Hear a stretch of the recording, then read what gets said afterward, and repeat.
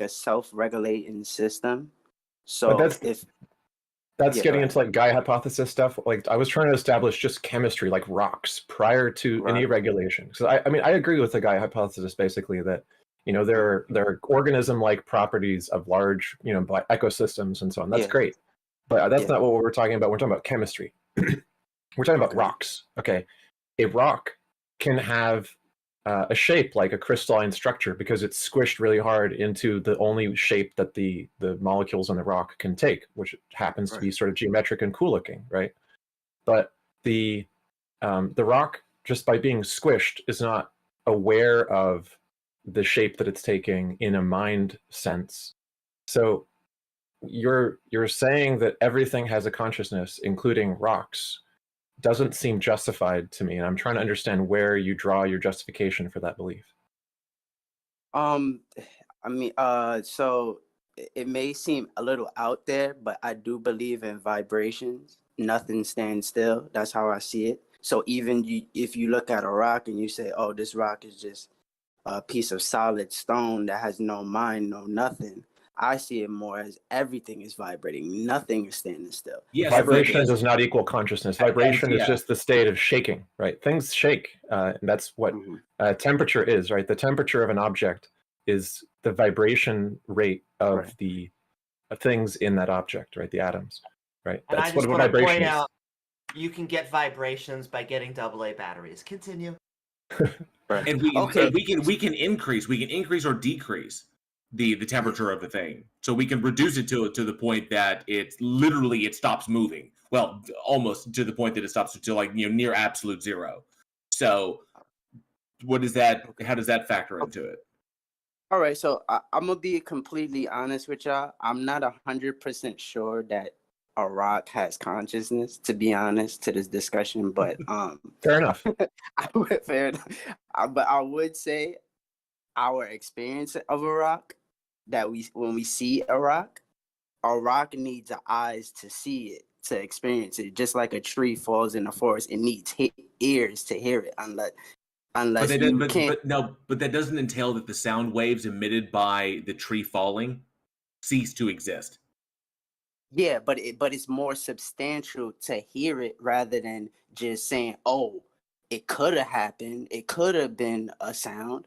What's more substantial, actually experiencing it, or just saying, "Oh, it could have happened. Like the sound could have happened." Well, seeing as the Earth managed to insubstantially do itself into existence without any minds around to allow us to even exist in the first place, I would say it's far more consequential how the fundamental chemistry of the world works independent of any minds than it is to I would think it's to denigrate it, because you're insulting the sort of importance of the world that doesn't have minds in it. I would think it's far more grounding to actually go off the experience rather than saying, "Oh, Earth was here before us," because that's not even that theory is not 100% yes, it is. Yes, no, it is not. Are you trying to render some version of like the non-independent origination idea from Buddhism? Is that where this is coming from? It's like, is this a Buddhist belief you're trying to explain in your own words? What are you talking about? I mean, there's a Buddhist idea called like non-independent origination, which is basically saying that there are relationships between all things rather than completely separate origins. Yeah, that's what I'm saying. It's a relationship. Okay. So saying the Earth was here before us, yeah, you could say that based on studies, of course, but you can't based say on WizKid, based on the evidence. The absolute evidence, the independently verified evidence. But to say to that, not all scientists agree with it. You know that, right?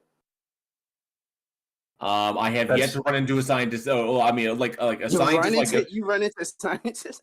No, I do. I work in these circles, dude. No, I understand. But yes. When we're talking about people who understand geophysics, when people who understand geodesy, when people who work in these fields, who work in whether they work in tectonics or they work in the oil industry or whatever, yes, we understand unequivocally the age of the Earth. I agree with you. A substantial amount, probably most scientists say that based on the scientific evidence, but there are other scientists that disagree with this theory. You know that. Not everybody is saying, oh, the Earth lived way before anything ever existed. Wait, who's disagreeing with that? I'm curious myself. If he could show us the scientist who holds the opinion that he says exists, we would hear it. But we don't have any scientists to point to, I think, at the moment. Well, there's the young Earth creationist guys who are all kind of crazy, but other than that, I don't know of anybody. Like, all genuine scientists agree the world is 4.5 billion years old. Like, I don't know what he's talking about. Okay, so let's just say I'd be curious where we were before the Earth existed. Then Yeah, WizKid, it's pretty much the Earth. The Earth in itself is pretty much like it's like just I'm rounding these numbers. It's like 4.5 billion years old. It took about 1 billion years after the formation of the Earth in order for basic, literally single-celled organisms to begin to microscopic single-celled organisms to begin to form, and about 1 billion years after that for complex ones. And hell, reasoning like monkeys, us, didn't even arrive until like 2 million years ago. So yeah, the Earth has been around a hot minute before life ever even was a twinkle in anybody's eye on this thing. But let me correct you there. Single cell organism life. How do you know there's other types of life that is not single cell? There could be other consciousness things that could have existed before that. Yeah, like leprechauns and Santa Claus and fairies. They could. Wait. Did you just say that prior to single-celled life, there could have been less complex conscious organisms? No, he just said other kinds of consciousness, so he didn't specifically say. What I'm saying, consciousness is not just what we call our standard single cell organism. I'm saying everything is every single, like, even physical things are a part of consciousness. Like, our whole reality is. The thing that I asked for was a justification for that claim, and I feel like you haven't provided one. And it's okay if you don't want or need a justification yourself to believe it, or you believe it because you think it's entailed by non-independent origination from Buddhism. My main point is, not convincing. I don't have to. No. My main point is that, I mean, the boil it down to one thing is just that the mind is just as real as our physical reality. So I ascribe the mind to God's, which is the imagination. So the imagination is just as real as saying, oh, give me proof. I mean, when I say God, I don't need to prove to anybody else that it exists. So if I said leprechauns exist, would you just believe me because I can imagine they exist? I would say to that it exists to you, and that's substantial enough. You don't have to prove to like a group, oh, this, like, I could say my cheeseburger I ate for lunch is God. Yeah, but let's say wait, no. Well, let's say I believe leprechauns exist, and if you don't worship the leprechauns, they're going to stick molten gold bars up your butt for all eternity. Yeah, that's fine. And I don't have to believe that. That's the amazing part about it, because I have a mind, I have a consciousness. You have your mind, you have your consciousness. We don't have to agree in our gods, but yes, it does exist to that individual. Well, so let's say everything is part of it. Well, let's say there's two people. One person believes that there is a god, magical leprechauns, and one person believes there's a god of a magical potato, and they both believe that's the thing that created the universe. Now, only one thing could create the universe, right? They can't both do it. No. Everything is perspective is what I'm trying to get to you. It doesn't have to be one overarching objective God. I don't see it as objective. I'm seeing it as more as you say a leprechaun is your God. Yeah, okay, that's your reality. I have my own reality. I say this cheeseburger is God. Yeah, but only one of us can be right. Nobody's wrong. Nobody's right and nobody's wrong. It's just two perspectives wait. explaining their experiences. Like, if I say That's the world... admitting you have no justification for anything that you have put forward, which we asked for. Literally sounds like he's trying to define imaginary objects, like imagine things into reality. Well, so I want to know. Wait, one sec. I want to know, like, so if two people believe contradictory things, I believe that there are more black marbles in the jar. You believe there are more white marbles in the jar. One of us has to be right, and one of us has to be wrong. No. I can't. What? Wait, what? No, because you don't. Because a colorblind person could say, I don't care about a colorblind person. I don't care about a colorblind person. I'm saying, like, literally, objectively, this object has this many photons that reflect off of it in this spectrum, which is white. This photon or this object absorbs the photon, so it's black. These are objective qualities. You don't get an opinion on it. And this jar has either one of them, the black one or the white one, is more, and we both can't be right. One of us has to be wrong. Or you. Yeah, no, I agree. I agree with physical properties being objective. I'm not disagreeing with that. I know so, there like, are physical. Who There are created the physical universe is a properties physical that- property, right? No, that's not a physical property. That would not be saying that's not a physical property. A physical property would be something that, okay, this is 5 yards away. Yes, that's objective because we both can measure it. But what I'm saying is we have different Well, let's say like the thing that created everything else. There can only be one of those, right? There can only be one thing that created all other there things. could be multiple, and that's what I'm trying to get to. There could be multiple things that could be creating, like No. So listen carefully. It was a thing that created all other things. So for that to be the case, there can't be a thing it didn't create, because if there was a thing it didn't create, it would not have created all other things, right? So if I think that there is a God that created all other things than it, that means there cannot be another thing it didn't create. Yeah, but then we run into a problem, because that God, like, who created that then? Right. See, it's just a circle. We're going in. But that's not the point. The point is that if you believe that there are multiple things that are uncreated, and I believe that there's one thing that created everything. Wait. That's not the point. So the point here is that if one person believes there is a single being that created all other things, and another person believes that there's a bunch of different beings out there and they weren't created by this one being, they both can't be right. One of them has to be wrong. Why? Why do both of them why does one have to be wrong and one have to be right? Because I believe that there is a single God that created everything else. There's no exceptions. You. Wait. Keyword, but wait, you. stop. The other person believes that there are other they're like 10 gods or whatever. Who cares? One of us has to be wrong, because in reality, the physical facts of reality, one of us is going to accurately describe reality and the other is not. No, I disagree. How? I disagree. If you say there's one God and I say there's multiple gods, that's two perspectives. You can't quantify that. He's not talking about a fact of any kind of matter. He's just saying that he treats whatever someone wants to believe as real because they want to believe it. There's no argument here. It's just believe whatever you want to believe is basically what he's saying. No, I'm not. I'm saying, yeah, Whiskey, I'm saying it. Whiskey, can I ask a question? Yeah, go ahead. So let's say you, for instance, you, Whiskey, you believe that you are created by God A. Your neighbor believes that you're created by God B. Right. Your aunt thinks that you're created by God X. So they can all be true? Yes, they're all true. And I would say, and my reason behind how can you be created by three different entities at the same time?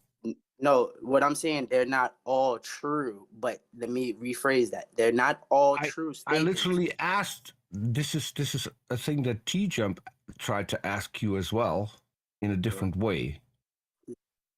If all these three gods are true and they all claim to have created you, then only one of you can be right in thinking in picking the correct God. You cannot all be true at the same believing in the true God at the same time. So what I differentiate with that, that's where I go the other way, because I don't see it as a dilemma. Can I finish? I don't see it as a dilemma. I don't see it as a dilemma of true versus false or right versus wrong. This is I'm not putting a moral dilemma in it. I'm saying let me ask for clarification. So you think that you could have been created at the same time by multiple gods? Well, me personally, to you, that's not a dilemma. No. You gave an example of three different people saying I was created by these guys. Yeah, That's different. only one of these. If you were created by any of those three gods, only one person has it right. The other ones are believing something that is extremely false. No, there is no right and wrong. Yes. Again, this There is is three right and wrong. perspectives. No, Let me try and help you out again. Can you be created by three different gods at the same time? That's a yes or no question. Yes, it's possible. It is possible. Yes. Let's try a simple Explain example. how. Can 2 + 2 be Explain equal how. to 4 and equal to 5? If I think it's 4 and you think it's 5, is it just a matter of perspective that you could be equally right about just because you have a different perspective that 2 + 2 = 5? No, because we're talking math. Okay. That's So different. you When think we're that talking about math, it has to be right and wrong. So But when you we're think talking that about moral, I mean, when we're talking about things like God, that's not math. Math is different. Math, you have to be right on certain things. When you're talking about God, this is different. This is more of a subjective thing. You don't have to be right about God. No, You can because believe something that is entirely false.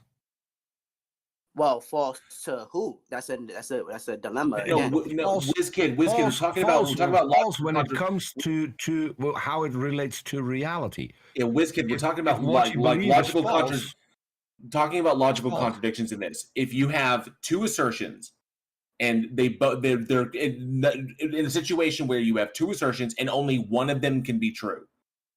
Okay? And so like not both, because they're both contradictory to one another. Yes. No, So I'm that's not the problem. So I'm not disagreeing with you. So I'm in not Peter's so Wiz, in Peter's situation, if you have if one person claims that you were created by God A, and the other person believes that you were created by God B, but God A and God B cannot both be true because they are both contradictory to one another. They can't both be the same because they're both it's like literally saying like a square circle. It's not something that can exist. It's a logical contradiction. Yeah. So how would you decide then, in the face of logical contradictions? Then how can you say that everything you believe can be true if logical contradictions exist? No, that's not what I'm saying, TJump. I'm not saying every logical statement. Oh, that's not TJump. My bad. I'm not saying every logical situation has to be. I'm not saying every logical situation. Let me help you out, WizKid. Let me help you out. Let's take two people, right? You and your neighbor. You think you're created by God A. God A is a black-haired, middle-aged man. And your neighbor thinks that you're created by God B, who is a blonde young woman. Right. Can you both be right? No, again, I will explain again, as I just said. This is not I don't see it, me personally. But you said, earlier you said you could both be right. This is what we're trying to explain to you. Okay, let me rephrase that. I didn't mean to say it. Sorry. I didn't mean to say we both could be right. I'm saying we both have different perspectives. When it comes to saying God, when you throw the word God. Can have, okay, for clarification, it depends on perspective. If you see a person walking past your house, it depends on perspective whether or not that person is a black-haired, middle-aged man. No. See, blonde, you're changing the subject. But you're changing the subject. We're not talking about God anymore. You're talking about attributes now. Okay. Let's say a God walks past your house. A God walks past your house. It depends on perspective, on how you see that God to be a black-haired man. Yes, because we're talking about God. How does perspective change the hair color, the age, and the sex? Yes, because we're not talking about physical things. We're talking about God now. This is not a physical. No. It doesn't matter what we're talking about. I'm yes, asking it you does, a simple question. How does perspective change hair color, age, and sex? Yes, because we're talking about a God. We're not talking about a regular person. But explain how perspective can change that. Because when two people think of a concept, which is what we're talking about. No, we're not thinking of a concept. There are multiple people. There are multiple people who claim to have seen God. Correct. different gods. Correct. That's not imaginary. That they have seen it with their own eyes. So explain how perspective can change hair color, age, and sex. Because if you can't, then your position is wrong. No, it can. When you say, I see God walk by my window, well, when two people see one thing walk by the window and they both say, oh, this God walked past the window, there are two perspectives. You cannot say one is right and one is wrong. You keep saying there are two perspectives. What I'm asking is, how can a perspective change hair color, age, and sex? Yes. Oh, okay. I will answer that. How does perspective work to change that? Yes, it works to change that because different You're individuals. still saying that it works that way. I'm asking you how it works. I'm answering your question. This is how it works. When you have two different individuals, they have two different values. And based on those values, they ascribe different qualities to thus God or goddess, which adheres to their values that they grew up with as a child, their parents told them about. These things are what make up what we personally ascribe to gods and goddesses. But if that were the case, then these values would also make up how you view actual people. Yes, and it doesn't. It does. No, it does. It shapes your whole reality. Describe to me. Okay, Amy Newman as a profile picture. Describe Amy Newman according to her profile picture. What do you see? Do you see a blonde? Do you see a blonde, old guy? Peter, please stop confusing me with Amy. I'm good friends with Amy, but I'm the blonde here. Yeah, actually. I think maybe we should move on because we haven't heard anything that is coherent enough to even. I mean, I don't think you've thought this through, WizKid. You need to write it out, then read it, and try to comprehend what you just wrote. Because what you're saying is utter I'm just saying it's nonsense. perspective. Let me just make this final point, and I'll let the next person. Hey, Peter, let him make a final point, and then we'll go ahead and move on. We're gonna move on. I'm gonna just make this final point. Okay. Yeah, I'm gonna just make this final point to my discussion. Is just that everything is, when we talking about gods and goddesses, this is more of a perspective thing rather than one person is right and wrong. That's all I wanted to say. And thank you for having me, and I'm good. Thank you for coming up. All right, thanks.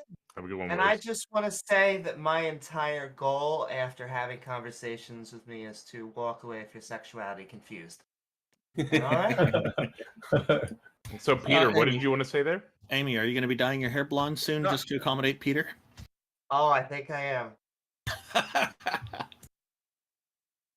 I mean, if we're talking about gods and goddesses, I mean, we have to take Amy into consideration. I'm just saying. See, I like where this conversation's going. See, I thought so. So, do we have somebody ready to come up? I think we have someone. Yeah, we have an exciting one. So, Buggin is saying some pretty amazing things, and I'm just gonna leave this one to be I'll let him introduce himself. Buggin, I'm inviting you up right now. I think everyone's gonna be a Christian after this one. Welcome. Thank you for joining us. What have you got for us today, Buggin? I hope we're saying your name right. You're exactly 100 years older than I am. Buggin, are you there?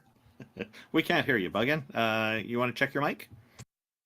You may want to try dropping out of if you've been in here for a while, maybe drop out. Oh, we can hear you. Yo, can y'all hear me? There he is. Your volume's a little bit low, but we can make out what you're saying, yes. Go ahead, though. We can hear you. He's totally adjusting it now, probably. Yeah. Adjust not lest ye clip. So just go ahead. Wow, that was very well said. Can y'all hear me? Yes, we got you. Great. Now we're good. Now we're good. All right. So I'm here to prove God's existence through science and also prove with evidence besides strictly the Bible that Jesus did indeed rise from the dead. Great. You're a Christian? I'm not very like extremely religious. I use the Bible as a guide through life. I'm more of someone who just likes to follow the 10 Commandments. A quick question for you. How do you know that God is a he and it's not a goddess that's a she? You know, that I cannot prove. That is not something that I have any means to prove of. But I want to start with the Jesus thing first. So I want to ask you. Hang on a sec, Buggin. If I can get one more clarification before you dive in, and I'm going to let you dive in. Just really curious, which Bible do you adhere to, and why? Because I like to interpret the verse that I read through more than just one version. The way I read the Bible is I'll take the Old Testament, the New Testament, and the King James Version. If they all share the same verse and they're all written differently, whichever one I feel is interpreted the same through two of the three, that's the interpretation I stick with. Does your King James Version not have the Old and New Testament in it? I'm confused by that statement. What does that mean?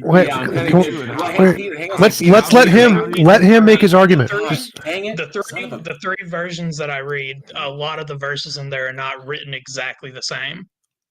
But the question is, if you have the KJV, which I get, that's a version of the Bible. But yes. what other versions are you utilizing? Wait, are you he never said this was relevant to his argument. So let him make his argument. TJump. It's a question that is relevant to me. So I'm asking for a clarification so I understand where he's coming from, because what Bibles he's using is important. It may or may not be. He hasn't made an argument yet. I agree. I agree. Saying the Old and the New Testament, that's not a Bible version. Those are parts of Bible versions. So my question is, are you Buggin? Are you utilizing like the Latin Vulgate? Are you going to the Septuagint, or what do you? Let's just say I'm utilizing the KJV. Let's just say King James Version. Okay, gotcha. Just want to make sure. Okay. Let's all be quiet and let Buggin put his argument up for about a minute or so. So here's my question to all of you. So when you go to any courtroom, any courthouse, and you've got someone on trial, right? Let's say, example, they murdered somebody, but there is no like video.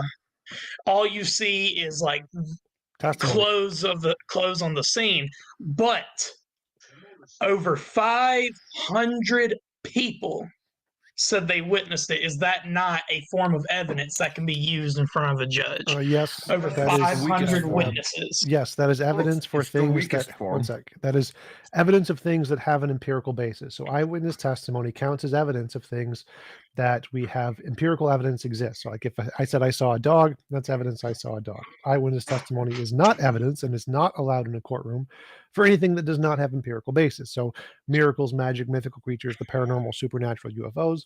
It doesn't matter how many people saw those things. Those are thrown out of the courtroom because it has no precedent. So you're saying... Well, can I just add on there that when you say 500 witnesses, you say the Bible claims 500 witnesses. But if I were to be like, can you pull up witness 305? Would you be able to name any of those 500 witnesses either? And I agree with TJump. It's not... witness testimony is actually thrown out most of the time because it's consequential. It could be biased. It could be tainted. It's generally the empirical basis that allows us to get over that bias. Yeah, in a murder trial, the courtroom standard is typically beyond a reasonable doubt, and eyewitness testimony very often may not satisfy that burden. Buggin, are you trying to say you want to use the courtroom standard of qualifying beyond a reasonable doubt? Yes. Okay, go ahead. But Amy kind of hit the nail into the coffin with my statement, because I was referring to Corinthians 15:3-8, to where it says Paul gives a list of people to whom the risen Jesus appeared. These witnesses to be resurrected Jesus included the Apostle Peter, James, the brother of Jesus, and most intriguingly, a group of more than 500 people at the same time. Were you there to verify any of them were there in the Bible? List of people. He doesn't give a list of people. He only mentions that over 5 people saw him after he rose. He didn't see those 500 people. He has no clue who those 500 people are. Well, he doesn't give a list. He's just regurgitating a rumor. So let's go back. I want to go back. Bugging. One sec. Quoting the verse. Bugging. So let's go back to what I said. Eyewitness testimony is not evidence of miracles, magic, mythical creatures, paranormal, etc. If you brought that to a court case today, it would get thrown out. It's not evidence of a person rising from the dead. All right. Well, if that's one y'all don't want to hear, I also want to prove. No, Buggin. It's not that it's not one that we want to hear. It's one that we're familiar with where you're deriving the claim from. The problem is that talking about what the Bible says and then literally putting 500 eyewitnesses onto the stand in a court of law is not equivalent, because the Bible is a story written by an author who is long since dead, who wrote it almost 100 years after the fact, essentially taking the oral tradition that had been passed down and finally writing it down writing it in the letters to the Corinthians. So the problem is that there's not an equivalence between the two. It's not the same. Okay, you can't say that the claim that there were 500 people, that Paul making the claim that there were 500 people in the Bible that witnessed this is the same as putting 500 people onto the actual witness stand to say that they saw a person do a thing, and then the prosecution also having the evidence to go along. Because even if this was a court of law and there were 500 eyewitnesses, if there's no video evidence or any other physical evidence to back up their story, then all of that would be hearsay. Because the rules of evidentiary procedure are extremely strict. And so, 500 people just saying a thing is not enough evidence to claim to verify somebody did something. It's worse. It's worse than that, because if you wanna make the same argument, then what you need to say is that one guy during the trial comes up into the witness stand and tells you about another guy who told him that 500 people saw the murder. That is what we're talking about when we're going to that claim of 500 people who saw Jesus rise. So I still wanted to give him a chance to respond to my argument. So let's grant the strongest possible evidence you could possibly have. You have 500 eyewitnesses on the stand, literally, who saw it yesterday, of a guy casting a magical spell, Avada Kedavra, to kill the guy next to him, a little wand. In a courtroom, they present their testimony. The courtroom is going to throw it out because there's no evidence magic exists. Do you think that would be evidence? Would you believe magic if you had 500 eyewitness testimonies go on a stand and say a guy cast an Avada Kedavra spell to kill another guy? Would you believe them and believe magic was real because of that? I wouldn't take it as I believe magic is real, but this is, I'm not saying Jesus rose from the dead in the way the Bible said it. I'm saying that I didn't get to finish what I was saying, though, but what I was saying is those 500 eyewitnesses had seen something happen to Jesus. They had seen something. How do you know this? In some way, shape, or form. Because let's go with the Bible. How do you know this? Because you have a guy. Make a point of moderation. The message you sent me said that you were going to prove that Jesus rose from the dead through a form of evidence besides the Bible. My form of evidence was eyewitness testimony. Outside of the Bible that you can reference? My form of evidence was eyewitness testimony. That was my form of evidence. Where's the source of those eyewitnesses, though? Is it the Bible? Well, he has not gotten a chance to respond to my point yet. Okay, so my point. Even if you had eyewitness testimony of magic, you would not believe it. They saw something, that's fine. The fact that some eyewitnesses saw something is fine. That's not evidence of miracles or magic or mythical creatures. So again, why do you think this, even if it was true that there were 500 eyewitness testimonies, why would you accept this as evidence that Jesus rose from the dead? It's like I said, I'm not saying that Jesus rose from the dead in the way the Bible testimonials it. What I'm saying is, like with your magic wand theory, I'm saying that it's not going to prove to me that magic exists. I think they see something that is on a higher form of science. I'm going to take a quote from Neil deGrasse Tyson. Everything that people have considered magic over the past 300 years is something that has eventually been proven to be a form of math or science that we just did not understand at the time. Yeah, Okay, that's so a quote wait, that you're pulling out of let him. context. He still has not because gotten he's a chance to not respond yet. talking about anything even remotely close to a god. Okay, Peter, he still has not gotten a chance to respond to my point yet. He So was again, talking about magic. I wasn't referring it to a god. I was referring it to his magic. Don't No, talk to same Peter. Don't thing talk to can be Peter. applied- Stick to the one point. same One point at a thing- time. One point at a time. What is your evidence for Jesus? You think he resurrected in some different way? Okay. What is the evidence he resurrected in any way? I was using eyewitness testimonial as evidence. Right, that's why I brought up the point. So, is eyewitness testimony evidence of magic? No. Okay, so then it would also not be evidence Jesus rose from the dead. I would say an eyewitness testimonial is evidence that something had taken place. That is what I'm saying. Yes, I agree. Something took place. So I Yes. agree there, but that isn't evidence he rose from the dead in any way. I'm with TJump. It isn't evidence that he rose from the dead even. It's more likely Jesus had a twin, and the 500 eyewitnesses saw Yeah. a twin than Jesus rose from the Yeah, dead. and So sorry, just saying Jesus technically, had a twin. There you go. yeah, it's Your right, witnesses technically, support and Jesus having a twin. technically, Could be. That could be technically- it. and technically, Bug, and going off the KJV, no one actually physically saw him rise. That wasn't an event that people saw. They saw him die. As if you go by, depending upon which gospel you go by, they saw him die. He was put in the cave, and then his body wasn't there. And then people, other people claimed they think they saw him. That's essentially what happened in the Bible. Where it was. I forgot where it was, but there are extra biblical writings that Jesus did have a twin.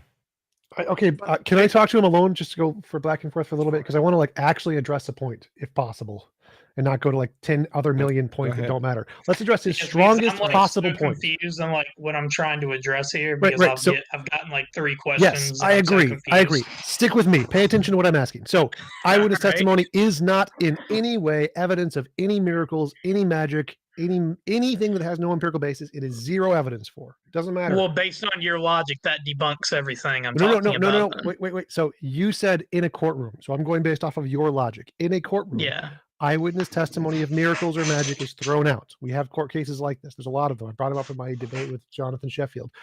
The court cases do not accept eyewitness testimony of miracles, magic, mythical creatures, paranormal, supernatural, UFOs. It's not evidence. So if you are trying to use the courtroom standard is that's not evidence of Jesus rising from the dead. All right. Well, then you've debunked my point. That's what I'm getting at. Okay. Can I illustrate to you why TJump's point bugging? It's why you want it to be empirical evidence and not eyewitness testimony. Say you became a judge and you were like, listen, 500 witnesses. That's amazing. How could we get any better than that? And then tomorrow, you're sitting at your office and someone comes to you and they says, oh my God, Buggins, you wouldn't believe this. 501 witnesses have just come forward for Fred. They saw Fred rise. They know he is the true Son of God. It's not like the real resurrection, how they describe it as in the Bible. It's a little bit different. And so what can we now say? They just topped the last story. Don't they have more evidence? Well, shit, I guess you're right. So I just wanted to commend you for taking TJump's point once you understood it. Also, I was understanding his point. What was throwing me off was I had everybody else jump in at me. Yeah. But since that one's out the way, I want to talk about the God point or goddess, whichever one, whatever y'all want to call it. Can I ask you a question? Because at the start you said we got to let him finish talking. You had scientific evidence. Could we move over to that? Because I think that's what I was jumping over to. Peter, I was in the middle of trying to ask something as well. Okay, so I'm all for changing the topic or whatever, but before we move on completely, because maybe you're dropping it right now, but you still believe this, that this is a historical fact. So let me just refer you to some of the scholarship.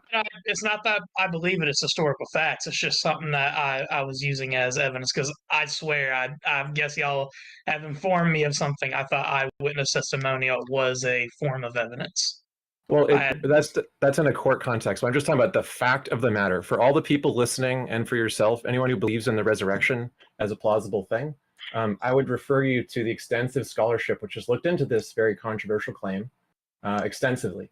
And there is an excellent book called Doubting Jesus' Resurrection, What Happened in the Black Box, an inquiry into alternative explanations of Christian origins, which provides kind of from a summary of all of the actual scholarship that's investigated these claims and the sources of these claims, the most plausible explanation for how these kinds of beliefs arose in a cult-like way from mostly legendary origins to becoming believed as though they were facts.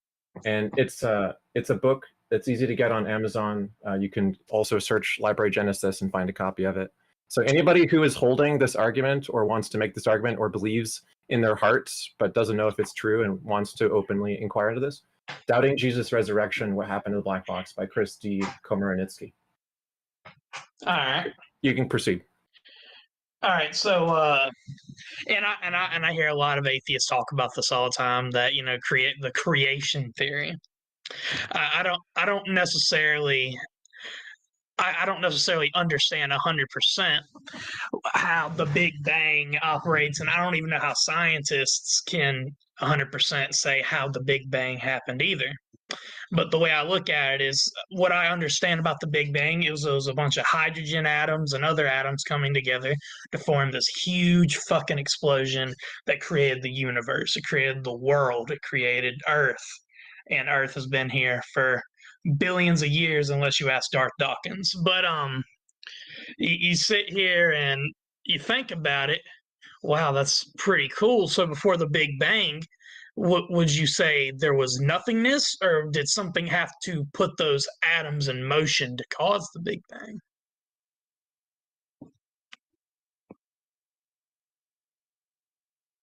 Well, okay, so now you're talking about an area that this is a really, really deep area that I don't want to go into like a physics lesson on this, but to nutshell it very much so. The vast majority of theists who talk about these things typically misrepresent what these things are because they don't really understand them. The Big Bang in and of itself is literally just the origin point of visibility for a universe, or observability for a universe, meaning in a sense that what we can measure. Okay. So if you talk about where we can start looking, it's the Big Bang. That's where like literally observability begins. However, what occurred before that is essentially what you're talking about is what existed before we could like possibly measure it or even observe it in any sense, right? So we don't know. All we can do. Hang on, Buggin. Hang on. This is where it gets complicated. I understand that, but you got to like hear this out. So what we do is we extrapolate from what we know now, and then we go backwards. We work backwards. So everything beyond what we call the Big Bang, or the origin point of visibility or observability for a universe, is literally all just mathematical extrapolation. Okay? It's literally just taking the mathematics we understand now and running them backwards to a point that we call the singularity, which is a mathematical expression to indicate a point where the numbers literally become so large they're effectively infinite. That's literally all it is. So it is mathematical speculation. It does not state that there was literally a singularity, a point with infinite mass, right there at the beginning point. It doesn't state that. We just know that there was likely a causal event that triggered the expansion event that resulted in what we call the observability of our universal Big Bang. That's it. Speculating as to what came before that is generally right now just all it is. It's backed up by what we kind of understand about quantum mechanics and what we know about and what we know with mathematics. But stating that there was physically a thing there, or there was a thing that was there that kind of kicked the football on the universe or tipped over the first domino, saying that there was an entity or a mind there is completely is just total speculation. There is no evidence to support anything. All hypotheses are ostensibly of equal value because we don't have access to that right now. We don't currently have access to that. So if you say it's a god, then it's as equally viable as me saying that it was a unicorn that farted everything into existence. You made the same point 5 times in one sentence. And that's what I'm saying. It's up in the air for speculation, and with the atoms being put together to cause the explosion. After the explosion, we can run down history of the universe at this point, and what scientists have understood is it all started at the Big Bang. But what I'm trying to understand is, and I look at this on a more hyper conscious level, because I can see in first person. I can see my hands. That means existence is alive. So does that mean existence has always occurred? Because it has to have in some way for the Big Bang to have happened. Well, yeah, there's no logical contradiction in an infinite regress of things existing. There isn't, and that we are just the result of just literally like a natural fluctuation or natural random fluctuations of the quantum field. I mean, there's no logical contradiction in this. Second and the evidence points in that direction. So there's. So yes, we've always existed. TJump, that's fantastic, dude. I'm so glad that you're on top of this. Just a suggestion. So anyway. Just try to make the point once in a sentence and not like 7 times in a sentence. Yes, we've always existed. What's the next point? That's all you got to say. We've always existed. He's always been in existence. Next. I just want to point out that although it's called the Big Bang, it got that name kind of like as a pejorative that we just kind of took in stride, because it's better to think of it as an expansion event. Everything was at the same point, and when everything is at the same point, you can't really have space-time, because at each point in space you have a point in time. It's an expansion event, but I guess we should just go back to why was actually an explosion. Who cares? It was not an explosion. It was not an explosion. An explosion and an expansion are two different things. Okay, Buggin. So yes, Big Bang happened. Yes, there was stuff before the Big Bang. So what? What I'm getting at is, since we can't prove the existence of anything before the Big Bang, it's kind of like religion in a way. You can't physically prove the existence of God. Maybe that's because God is not physically in this reality. God is in another reality. Well, so that means there's no evidence. So I agree that there's in science they say I don't know. In religion they don't. They say the exact opposite and say I know. Well, so I agree. There's no evidence before the Big Bang. Buggin. Stop. Don't. Buggin. There's no evidence before the Big Bang. I agree. That means there's no evidence for God. That means there's no evidence for whatever's before the Big Bang. I agree. So that's not a reason to believe in God. Why are you bringing it up?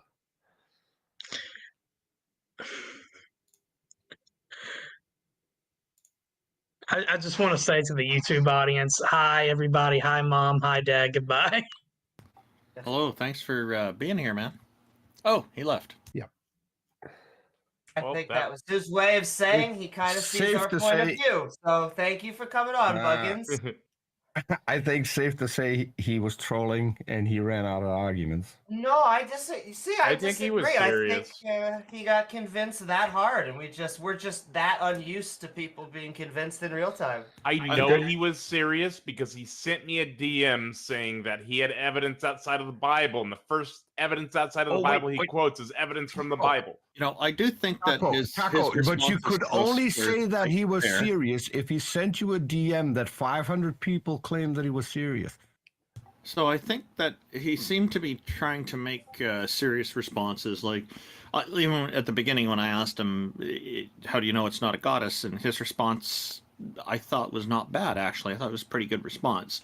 I do wish that we perhaps maybe gave him a little more time to talk. I kind of, like, we interjected a bit too much. But I think overall, most of the conversation, I thought, went quite well. The conversation went well. What to me was a dead giveaway is when we asked him what he believed, and he said the Old Testament, New Testament, and the KJV. And when someone asked, "Are you a Christian?" he said, "No, I just love to follow the 10 Commandments." Something's off. If that is what you. Yeah, when I first asked him, like, what's the difference between the King James and the Old Testament and New Testament, which are inside of it, that might indicate that he was trolling, but I'll choose to believe that he wasn't, because I thought TJump made a point and he accepted it, and he did that twice. And kudos to him. If he's serious, thank you for calling and for being sincere. Yeah, if he's serious, then that was a good conversation. But I'm not entirely convinced. Sorry. I have to be honest. And And I then just want Welcome say... to the Wait, patch. Oh, I'm sorry, Amy. Go ahead. Oh no, just the difference between science and religion is that when we don't know something in science, we don't just assert an answer. We go and try and find it. Exactly. Yep. Welcome the patch. I have no idea how to pronounce your name other than to guess it's it. all good. It's just based off Echo. early Greek philosopher Diogenes. That's right. You can call me Patch or Diogenes. I don't mind. Diogenes. We'll go with that because that's more in line with your Greek name then. Diogenes, welcome. Thank you for joining us. What have you got for us today? No worries. Pleasure. I initially I thought I was invited here off a cuff, but really engaging with the topic here about there's a panel in front of me, obviously, and trying to engage you guys in some sort of logical or rational belief that there is a God. From my point of view, it's a Christian God, Catholic Christian God. Professionally and nationally, I'm a recognized linguist in the field of educational philosophy and linguistic philosophy. In my spare time, I enjoy hiking and gunpla. Born a strict Catholic, questioned my faith during my teenage years until being an atheist from 18 to 25 years old. That's staunch. I'm talking about scorched earth, four horsemen atheism. Now I'm a non-practicing Catholic, so a Catholic with a small c, I guess you could say. Got a few things to bring up first of all, unless you guys have any questions. Well, if you're talking about a rational reason to believe in a god, I can think of one actually. Would be Pascal's wager for somebody who has not put enough work into thoroughly debunking Pascal's gambit. So their attempt to believe because they're trying to play their odds, I would not consider to be irrational. So that would be, I guess, one example. It's reasonable. That's reasonable, isn't it? To give, and I think it could qualify as rational as well, to just give you an olive branch here to start with. But if you have a different idea on how to convince us that it's rational or reasonable to believe in a God, feel free to go ahead and expand on that. I guess I've got a few things that I have a contention with the panel, unless it's not open to discussion. There are a few. I've been this whole time. I've been listening. I've been writing a few things down. Amy, when you were talking about dual wave function, that was a bit of a non sequitur in believing or not believing in anything, nor theory of mind, let alone quantum physics. Like the Bible can and ought to be used as historical documentation as well. At least the latter books and the poems and the songs of the Old Testaments. These are historical documents. They're referred to as first account historical documents. It's a primary source. The Bible is a primary source. When it comes to, yep, sorry, Amy. Yeah, sorry. Oh no, at least to the non sequitur, it was on topic because this is often asserted by people who really? I'm not familiar with that. I'm sorry. Oh, well, yes, they often pantheists, maybe deists or also young Earth creationists and all the rest. They often assert that because you need I'm trying to the right wording because it's not exactly a mind. They confuse it for actually needing because you need a measurement, some sort of measurement, but any interaction, including another particle, will cause it to collapse. We're just made out of lots of particles, so when we observe it, and so it has nothing to do with an actual mind. Our minds, as far as we can tell, are not what instantiate the universe. The solar system existed before we did. There was generation one solar systems that existed. I think we agree on everything. Yeah. There's no contention there at all. Yeah, I just wanted to clarify that. Another person on the panel said that everything is quantifiable. I have serious contention with that. You can't quantify love. You can't quantify beauty in something. You can actually quantify both of those things. You can't objectively. You can. How do you know that? And okay, Well, just to clarify, you can quantify those because love is an emotion in the brain. Emotions in the brain can be weighed. I don't think you can quantify love as like there's some objective measurement of love independent of every brain that you can say this is the correct amount of love. But we can say that love can be measured as a particular emotion in the brain. Yeah, we can measure it, but we can't quantify it, and we can't compare it against something and say that. And we can cannot say, by the way, we cannot say that the brain chemically is a reliable metric. What? We don't know anything about. We don't know near enough about the brain. Nothing at all. Wait. So we can chemically measure love and stop it and destroy it. Yeah, I agree with that. No. You can. No, that's wrong. You can chemically measure the reaction of love. So love comes first. It's very primal. It's like we can stop it. We can literally stop it and turn it on without anybody's control. So we can literally just zap you in the brain. You now have love of this thing. You now don't. You feel love, we just zap your part of brain. You don't have it anymore, so we can control it. So but what's the point? Can we get back to like simulate it? We can simulate the chemicals. No, we can simulate the chemicals, and we can stimulate those nerve centers in the brain that produce those chemicals. The same way that people take that we can stimulate melatonin responses in people. Okay, so you disagree with all neurologists? That's fine. No, I don't. Yes, like we know exactly what love is in the brain. We can destroy it. We can control it. But I'll move on from if we can quantify it. TJ. Baby, don't hurt me. So yeah, go ahead. What's your point? Yeah, I mean, like you disagree with all neurologists. Yeah, okay. Some of my closest friends are like world leading neurologists. Let's leave it there. Okay. Well, they would agree with me that we can control love in the brain. We can measure it. We can quantify it. We can end it. We can generate it. Yes, we can do all of those things. We can control chemicals in the brain which that induce a. That's love. That's love. That is literally love. What's your point? Go on to your point. You're interrupting me. We can induce. We can excite. You're just doing the idealist fallacy of trying to assume that there's an extra entity. Well, you're not letting me finish. Well, I know because I know what you're saying. Like you're saying, oh, you can do the correlate. So I do know exactly what you're saying because I've heard this a million times. You can excite certain centers in the brain to create chemicals that would mimic a love response. Okay, to call that love. That is love. That is literally love. Yes. It's not. It is. It's literally love. It's not because what you're not doing is you're not associating it with a feeling, a memory, a sensation, a touch, a smell, or any other sense like that. All it is artificially simulated. That's all you're doing. That's love. Congratulations. That's not love. Okay, so linguistically, let's go to a linguistic term. What does your argument turn on this? Before we go down the rabbit hole. So why don't you try to get to your argument? And I was going to the next thing, but if he wants to engage, I'm happy to engage. Yeah, well, it's okay to say let's disagree on this, but move on. Like you guys disagree about this, but your argument is separate. Everyone in neurology. One sec. Everyone in neurology, everyone in biology, the consensus is physicalism. The consensus is love is a physical emotion in the brain. Yeah. And when you generate it through electrical pulses, you are literally creating the sensation. There is nothing more than that. You don't need some kind of abstract correlation between this feeling to some kind of external stimulus of physical touch that generates it. Doesn't matter if it's generated by that or by an electrode, it's still the same sensation. The sensation is love. You are wrong on this. The academic consensus agrees with me on this. Ages ago, someone just said that we agreed to disagree, so let's do that. Okay? Sure, go for it. Can I ask you why you said you used to be an atheist? Can I ask you? Did you? I've got 3 more things. That's it. Legit. Go for it. And you guys can just barrel away. Can I just false equivalency when you guys are bringing up? Sorry, Amy. Sorry, I didn't mean to interrupt. No, you're good. You said you had 3 more things. That is quantifiable. We could all agree on. So you're good. Yeah. They'll be really quick.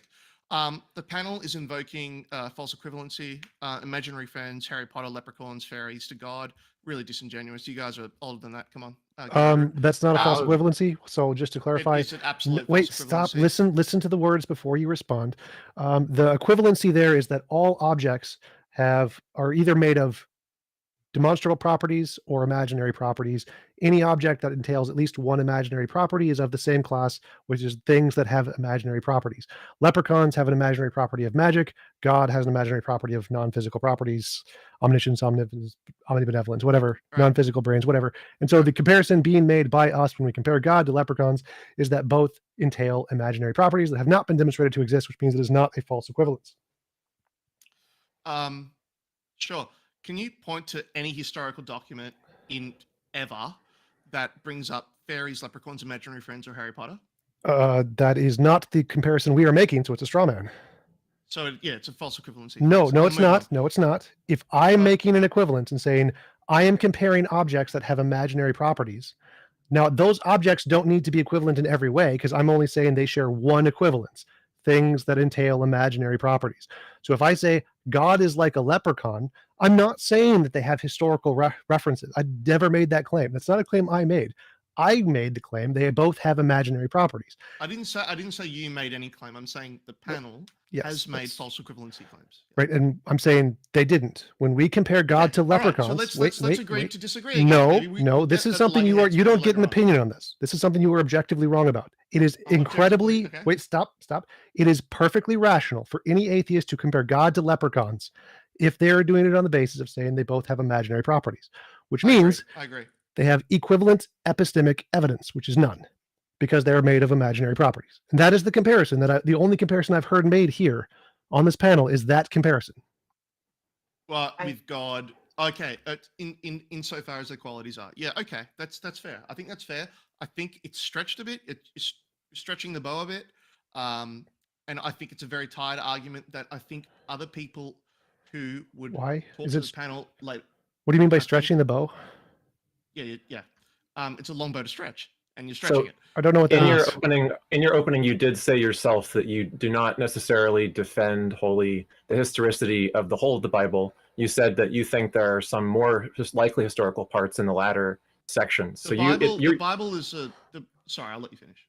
I was just going to say, like, it seems like when you refer to it as a historic document, I would say at best it's a semi. I don't refer to the Bible as an historic document.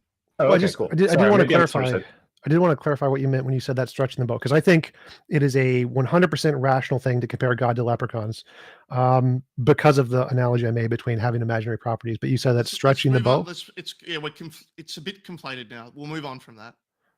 Well, I'm genuinely interested in your feelings on that topic. When you say it's stretching the bow, I don't think it is, and I would. Well, okay, I'm genuinely interested I'll finish my point. Okay. My point is when atheists on a panel, and I've seen this time and time again, they bring up fairies or leprechauns, imaginary friends, Harry Potter, whatever you can bring up. Okay. Yeah.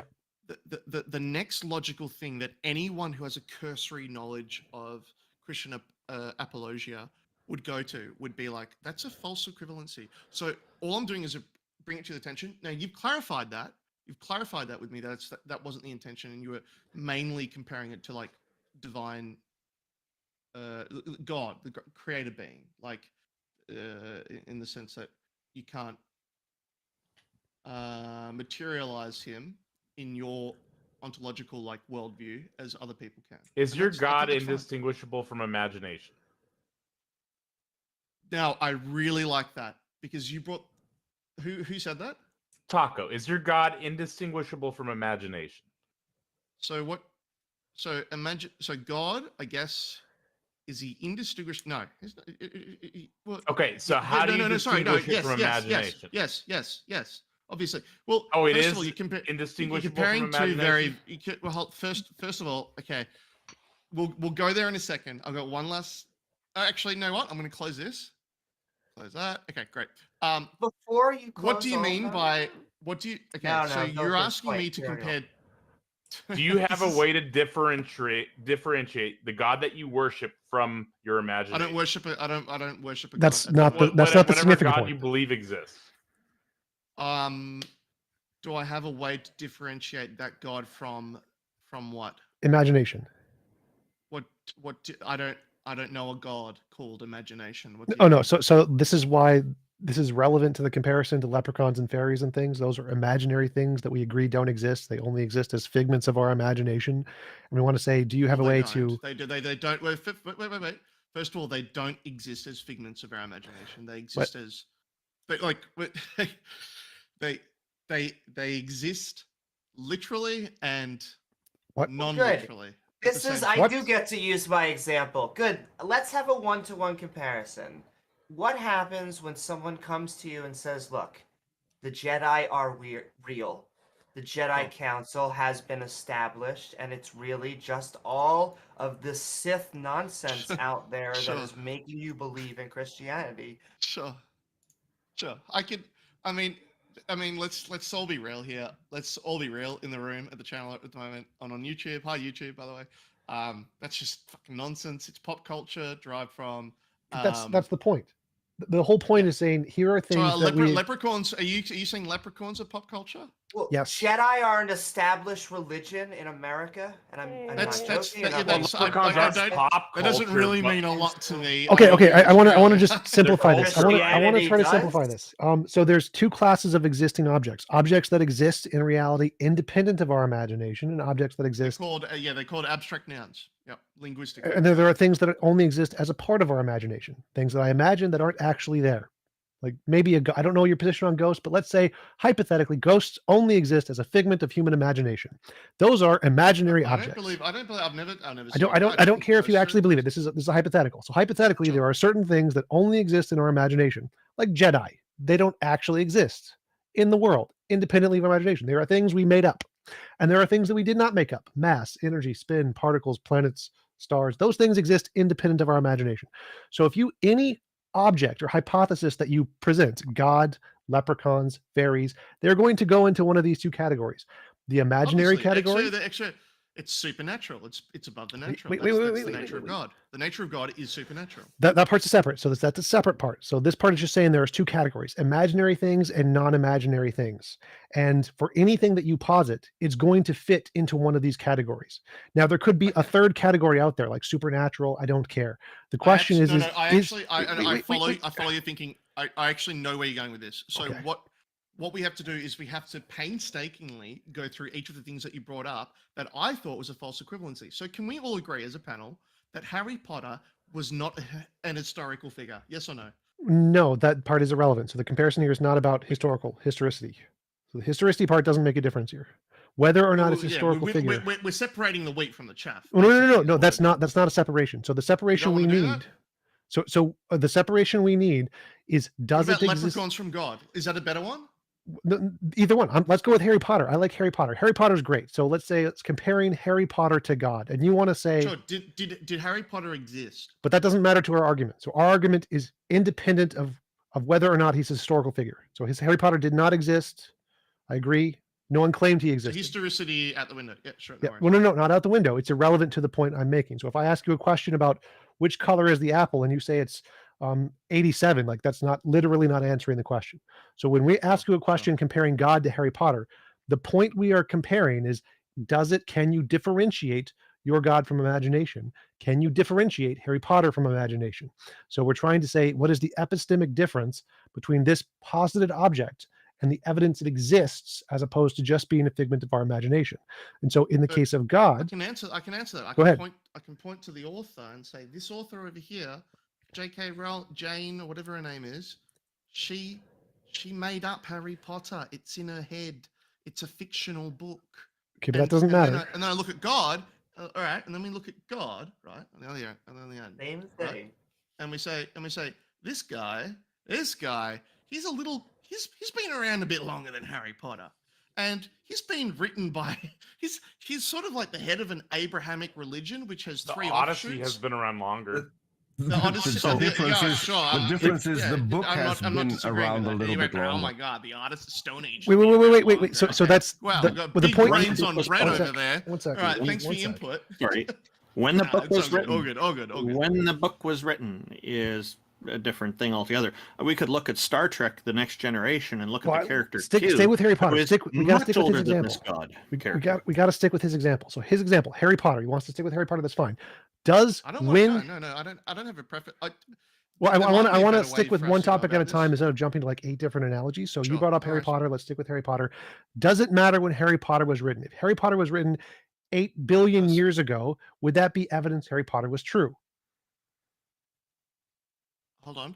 If Harry Potter was written 8 billion years that was just an abstract number I came up with. If it was written in the past, does the year it was written matter? Number so we can have a sensible conversation. Does the year it was written matter at all to its truth? Absolutely, it does. Yes, it does. How? Every piece of literature, really, it does matter. No, it doesn't. No, it literally doesn't. So, yes, it does. Let's say J.K. Rowling. As a linguist who has to vet certain parts of literary canon, and say like, yeah, okay, this ought to be considered in front of a literary panel of PhD critics for the Western yes, it does. Absolutely, it does matter. Okay. How long it's been around, who it was written by, when it was written, where it was written, etc. Let's say J.K. Rowling. Let's say J.K. Rowling existed 8,000 years ago and wrote verbatim Harry Potter. Is it more likely to be true that wizards exist? No, because we know. Right, because that's a stupid argument. The age in which it was written makes zero difference to the truth of the statements. We know why. No. That part doesn't make a difference. Take any sentence. Absolutely, the author absolutely makes all the difference. No. There are 4 gospels saying the same. Wait. Stop. That's an appeal to motive fallacy. Let me say something. There are 4 gospels saying vaguely the same thing, but they were written by 4. No, very relevant. No, completely irrelevant. What's the topic? The topic is can you differentiate imagination from reality? That's the topic. So the topic isn't about. You can't change the topic like that. No, Come on. That's the topic. That's what we've been talking about. We're giving you examples of imaginary things. Wait. Let me try to help you here. So the topic is we're going to give you a list of imaginary things. Wait, you don't understand our point. We're trying to help you understand our point so you can accurately address it. We are giving you a list of imaginary things: fairies, Harry Potter, leprechauns, Santa Claus. What is the similarity between these things? It's they are made of imaginary garbage that can't be demonstrated to exist. And we are asking what evidence do you have? What? So again, you're bringing it's like yes, this is why I stick with Harry Potter. I don't care. It doesn't matter. The point we're making is you need evidence. You can't skip around like this. You just said Santa Claus, and it's like, well, hold on. Yeah, he is based on a real person. Irrelevant. I don't care. It is relevant. No, it's not. Is oh my God. It's like do you not know how arguments work? You ignoramus. You are cherry picking. No, moron. When we bring up a point, you have to address the point we are attempting to make. You bringing up random irrelevancies that have nothing to do with the point we're making is not relevant to the point. When we bring up Santa, we're talking about the magical fat guy that can travel across the world in a night and put stuff in people's chimneys. The reason that's a problem is because it's magic, and magic is an imaginary property. We are talking about the difference between imaginary bullshit that you have made up in your head and things that can be demonstrated to be real. I don't care whether or not it originates in some kind of a real story of a real guy. It's irrelevant. We're talking about the magic, bro, the imaginary part. Why is your God? What evidence do you have that your imaginary God has any reference to reality? I don't believe in magical beings. Right, that's the point. That's why we're bringing it up. We agree. We got there. All right, come on. How do you not understand? We bring up imaginary garbage that neither of us believe in. We. It was you. Don't bring the panel into this. It is you. No. All atheists, moron, bring up imaginary concepts. All atheists. Yes. Shut up. Do what? Shut up, dumbass. We bring up imaginary concepts like Santa Claus because we both agree, us and the religious people agree they don't exist. We agree they are imaginary, and we want to know the same reasons we believe Santa Claus is imaginary are the same reasons we believe your Sky Daddy is imaginary. You have equally no evidence for the magic. Shut up. For the magic in Santa Claus and the magic in the Sky Daddy. They have equally no evidence. That's the analogy we're making here. What is your evidence of your magic? What is okay, I don't have any evidence for magic at all. Good. That means they're the same. They're equivalent. Equivalent Sky Daddy magic and equivalent Santa magic are both unsupported. Yes. Congratulations. They're exactly analogous. This is Are you saying there was just a first century rabbi and he just walked around and he said a bunch of, controversial things, the state killed him, and then that was it? Is that like the end of the Jesus story? Like he could have been a real guy. He was walking around, and then the state executed him via, cross, and then done. That's the end of the story, as far as we can tell. As far as we can, so done historically from a historic basis. Partially true, and then there's a part which scholars are still really contentious about today, which is post. Sorry, you wanted to interrupt me. Go. Oh, sure. I mean, is that the part where the magic comes in? The magic? No magic. Oh, well then, by all means, what was the thing that scholars are still contending? The post resurrection, the post crucifix resurrection, raising from the dead, and a whole bunch of other divine claims. Yeah, the miracles and magic Not stuff. to be condescending, So but the magic. Yes. So you do believe it. You do believe in magic. Okay. There needs to be a discernment here between magic and divinity, like acts of divinity. They are both in the same category of things that have. Wait. Can you explain the difference between? Well, no, I do not want to and let a him. miracle. No, that's a straw man. So what matters to us, from our perspective, when we compare. Do you think I'm straw manning you? Do you think Yes. I'm straw manning you? Yes. Yes. What makes you think that? Because when we are comparing magic and miracles, they are in the same. When we atheists, when every single living atheist that has ever existed logically possible, every single one has compared magic to miracles. They are saying these are the same because epistemically, like in a courtroom, neither has an empirical basis, and so both have imaginary properties. No, don't say courtroom, because again, you're revealing your atheist American brain. TJump, let me jump in. Let me jump in for one quick remark. Peter, let me jump in. He's trying to address it, and he's not. I'm not trying to do anything. Let him answer. That's why I wanted to make a quick remark. Go ahead, Peter. What's your remark? Go ahead. Yeah. So you said you're not straw manning us. TJump spent, I think, about half an hour trying to explain to you what our position is, and you keep denying that. That by definition makes you straw manning us. I'm not denying this Hold position. on. I'm not finished. Let me finish. Then you come here starting out saying, I need to correct the panel. And when you had your discussion with TJ, yes, you did. This is recorded. People can go back. I never said I need to correct the panel. No, you said that the panel got things wrong. You had objections to our positions. When you had your conversation with TJump, at the end you said, do not bring the panel into this. That was your whole argument you started out with. No, that wasn't that my you argument. didn't agree with the panel, and you thought that we were wrong. If you took that personally, I apologize. After TJump took after TJump took half an hour to explain our position, you're still saying that is not your position. That by definition is straw manning. I concede that it is the panel's position. Now you could have jumped in and said, "Hold on, no, that is our position," but you didn't do that. You didn't do that. For I could have jumped in, but we have a format here. If TJump is talking to you, I cannot just randomly jump in and interrupt TJump and TJump's flow of questions in order to make something clear to you. Sure. This is why I'm jumping in right now. We've done all of this, and the whole thing comes down to semantics and to you not willing to understand what our position is, even when several people have tried to explain it to you. So let's get back to the point where, why do you think that a God exists, and what do you think the evidence for your God is? I think a higher creator being exists. We got that part. Why? It feels okay. A few reasons. Number one, it feels comfortable. It's feelings. Number two, well, yeah, there is feeling. Of course there is. Okay, it feels comfortable. So that's good. Do feelings? Peter, he said he had a few. Peter, make things real. He said he had a few. I'd like to hear what he has to say. Yeah. So we got the first one. So go ahead, Diogenes. There is substance in the historical claims in the OT and NT.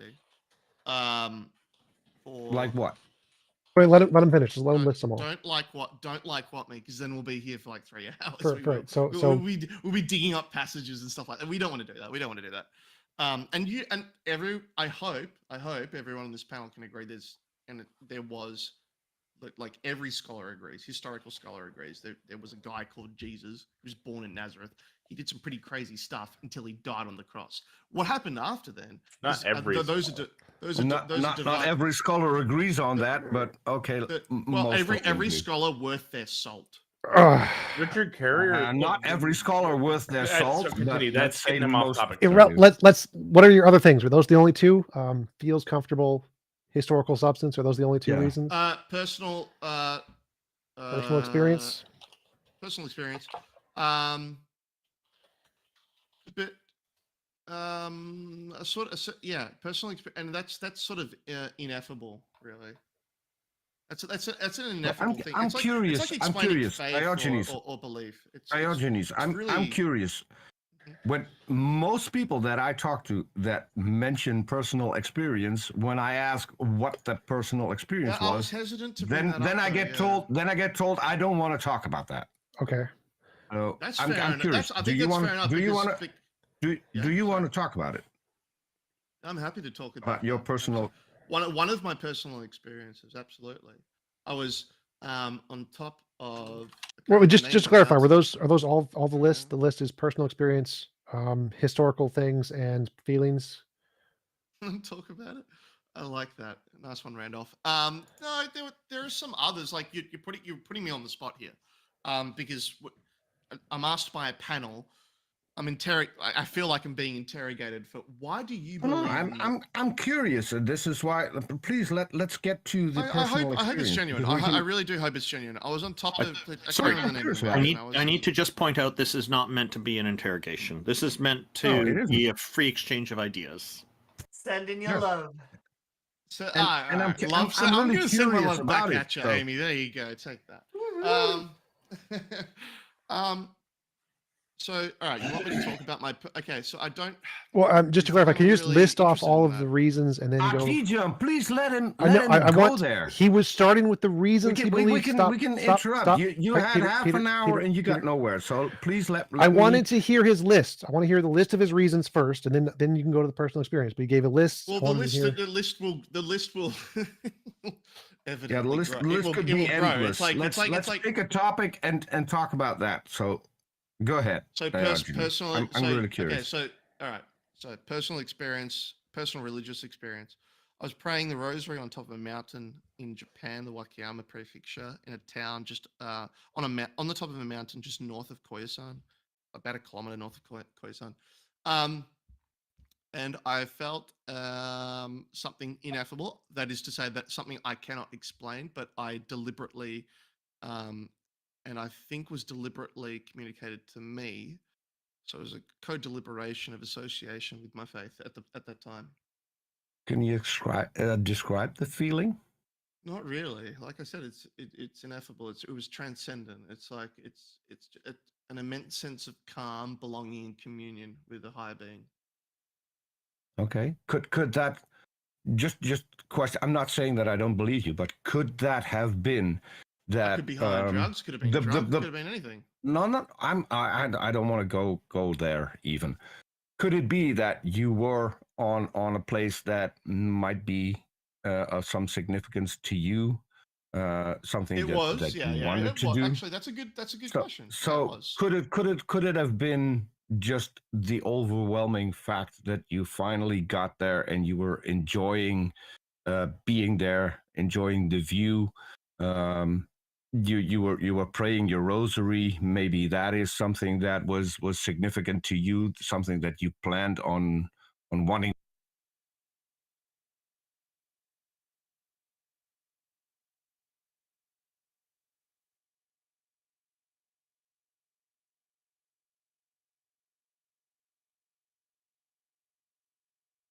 My question would be, if that's a possibility, why do you attribute it to a god?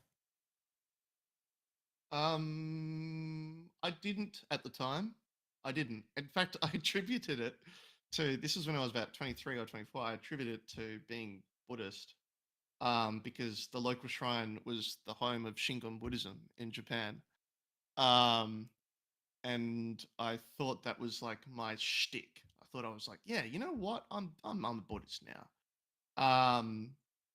And then I went back to the temple and I really thought about it it was about 3 years. I thought about that experience. It was pretty profound. And I thought, no, it's not that. It's something, it's hard. It's like I said, it's ineffable. It's personal.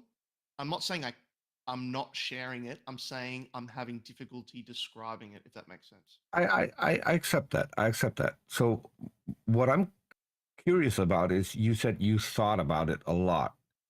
So over those 3 years, walk me through the process where you think about an experience, and then instead of what you thought it might have been, what led you to specifically Christian God? Like How did pivot to that thought process come about? because I revisited the same place. Now this is the 3rd time I visited it. So the second time was this experience. The 3rd time I visited it with this sort of Buddhist mindset. I went there every year, and I mean it's like I just didn't feel it when I was in Can this I Buddhist ask, mindset. when you were a Buddhist, was that your atheist?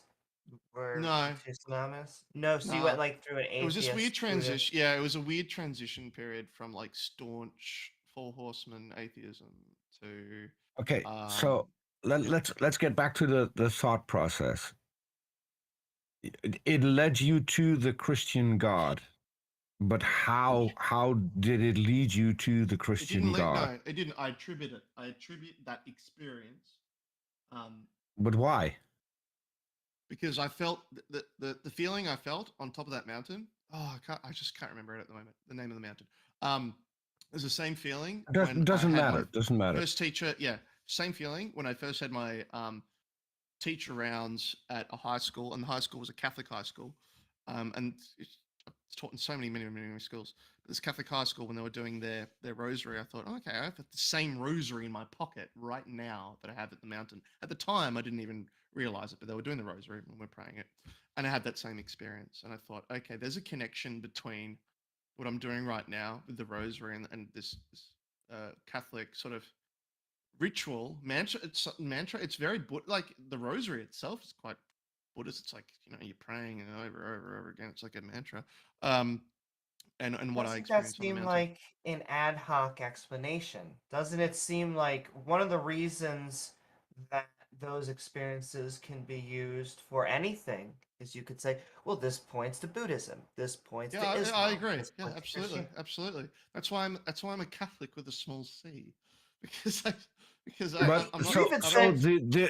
what you're saying is that the rosary was the key thing in why you now there was a feel. There was a transcendent sort of ineffable feeling that was the key thing. The rosary, I guess, was a vessel hold through on. which But the feeling. what I'm trying to say is when you grow up and you were taught how to pray the rosary, that would have been a really big impression on a young mind. That would have been an impression. If you're brought up Catholic, not really, especially as a young Catholic, you're very cynical. That's why I was that's why I turned atheist when I was like 16, could it 18 be years that old. could it be that in later life you look back on it and think different about it? About what? Which experience? About what? About praying the rosary as a young kid. I don't think I knew what I was really doing as a young kid. Someone said No. I said, could it be that in later life, when you look back at that you look at it quite differently than when you did it as a child? I think I'd look back on everything I've done differently. Exactly. So could it be that in later life you attribute praying the rosary more to a feeling or a connection with the Christian God, specifically within Catholicism? I also think that when you actually start talking, hold on, Amy, hold on. Let him answer. Like a rosary. Sorry, Peter. Could you ask that again, just one more time? Sorry. Yeah. So could it be that later in life you look back on praying the rosary as a child? Sure. And in later life you think about it having a connection while you're praying the rosary. You're having a connection with the Christian God specifically within Catholicism, and you look back on that, and that brings certain feelings about. Yeah, obviously nostalgia and stuff like that. But okay, nostalgia is a very distinct feeling. Could that have been the source of the feeling you felt when you were praying the rosary on the mountain and were looking back on that after a while? No, I because I've thought about that as well. It's like, is this, especially in the church afterwards when I was doing the rosary, as I was part of the class, I had to do it. I thought, the experience because I thought it at the time. I thought, is this just like sort of, is this just sentimentality getting at me? Is that what's going on right now? There's a way to test that was pretty much where I was going, because we know that can be a very strong feeling, and if you experience this sentimentality on in a special place, a place that also has meaning to you, it can become stronger, and it can give you this sense of overwhelming. We see the same thing in people who listen to certain music and then finally get to a concert of the artist that they love, and they have a what other people would call a religious, spiritual, they would call it a religious experience. Yeah, absolutely. Yeah, yeah, absolutely. And that's where I'm going. I thought about could that. It be? Yeah, I see. Yeah, I see where you're going with that. And at the time, I deliberated on that, and I thought, no, it's very different. The feeling of nostalgia, like if I drive up to my I thought it was different. Okay, but how did you make the leap? I can't discount that. Because they're different. You feel differently. I mean, you feel drawn. You feel. I don't know. I'm not claiming I've experienced anything supernatural. I'm saying I think the power of belief is in itself supernatural. I think it really is. It's just okay. But if you say that, the power of belief. Could it be that the power of belief is what made you conclude that this was a spiritual experience and not the experience itself? Yeah, I wouldn't discount that. So, if I may, I have something I wanted to know. So, I have something I kind of want to bring up. That's kind of important. Yeah, I was just saying that I was just saying I'm done. I want to thank you for being honest and answering my questions. Thank you. So go ahead, Amy. You could test that. I just want to, once you actually have like a physical thing, you're saying the rosary actually generates something, either a feeling or even more than a feeling. If I hold the rosary, you have prayer goes up this %, or it has this more likely of a chance of happening, and so it would be able to eliminate that human bias that we may have been primed in our childhood. We have a lot of cultural things. I just like eating challah, even though I don't consider myself a Jewish person anymore. And so I would say really put that to the test. If you have something to be truly skeptical about it, I eventually want to go back to your past, but I'm going to hand it right back over to JL Warren. But yes, you can test that with the rosary. So yeah, Diogenes, for the sake of like the people that we have with their hands up and the time on the stage and everything, when it comes down to it, the name of the stage is, ostensibly convincing us that a God exists like that. Now, the reasons you gave that we sussed out when TJump was talking to you is like the things you gave were your personal feelings, personal experiences that you had. Yeah, sorry. No, listen, that's why I asked what the topic was about 40 minutes ago.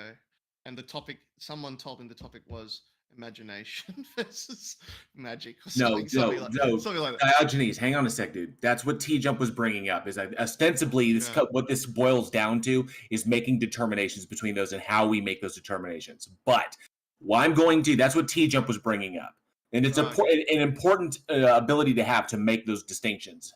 But what I'm going to you is this. Given what we do here on the stage, how we hear your evidence, we hear your arguments, we have you present them, and then we examine them critically, each one as you bring up. Now, you've stated your position. Regardless of your past background like this, you believe these things because I haven't stated my position yet. Well, no, you stated that you believe these things. Your position is that you believe these things because of personal experience, because I haven't said that. I haven't said that. I said I believed in a connection. It's very tangential to a whole, like, it's you have not dug any.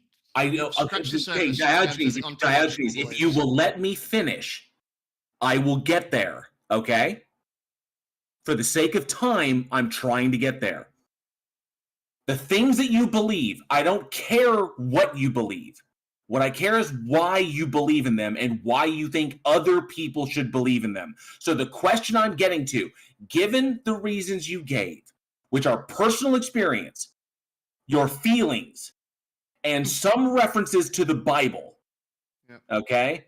So, given these three things, why, if feelings are as problematic as they are, because feelings are problematic, it's your it's how you feel, and how you feel is not necessarily hang on, dude. Diogenes, will you let me finish?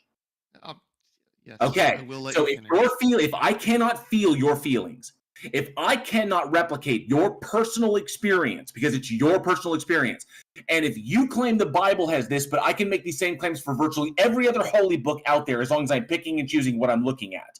Okay. Why would you?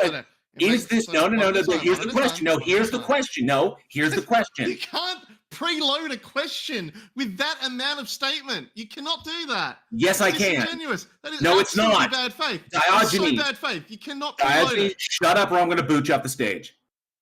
All right. Here's the point. I can't replicate your personal experience.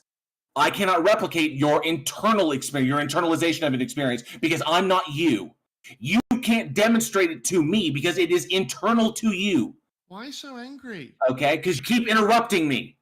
The question is, given your feelings, your personal internalization of various experiences that cannot be replicated, because you choose things out of the Bible selectively that support your narrative. I haven't done that. Given this, I haven't done that. How do you justify claiming that other people should believe these things? I can't. Is that your question? Yes. You cannot possibly expect me to answer a question that is so preloaded like that. You cannot. This is sort of okay. The question simplified. No. I don't need it simplified. I don't need the question simplified. Okay, because if we're gonna do that, then you're gonna end up asking like 50 questions.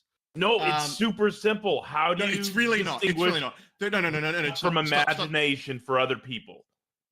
Okay.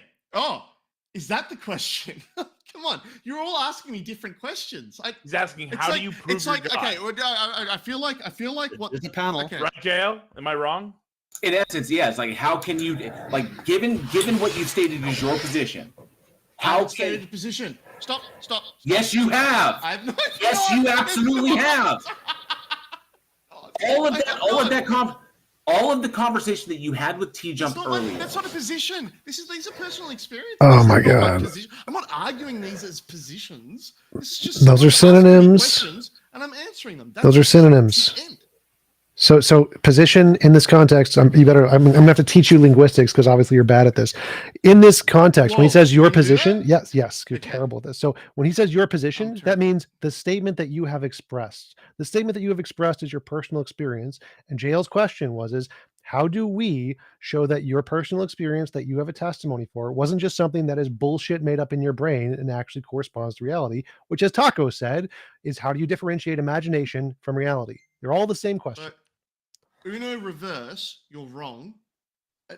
With all due respect, okay? Like, you're wrong. With all due respect, I was asked about a personal experience. Yes. And that is being flipped onto me as a statement, like an argument in a statement that I've made, a position, an argumentative position, which is not. You are wrong. I'm not using my personal experience as an argumentative position, and to state otherwise, to posit otherwise. No one said that. Straw man. No one said that. Position in this context. You just did. No, you are a fool. JL Warren. No, I didn't. My personal experience is a position. No, it is.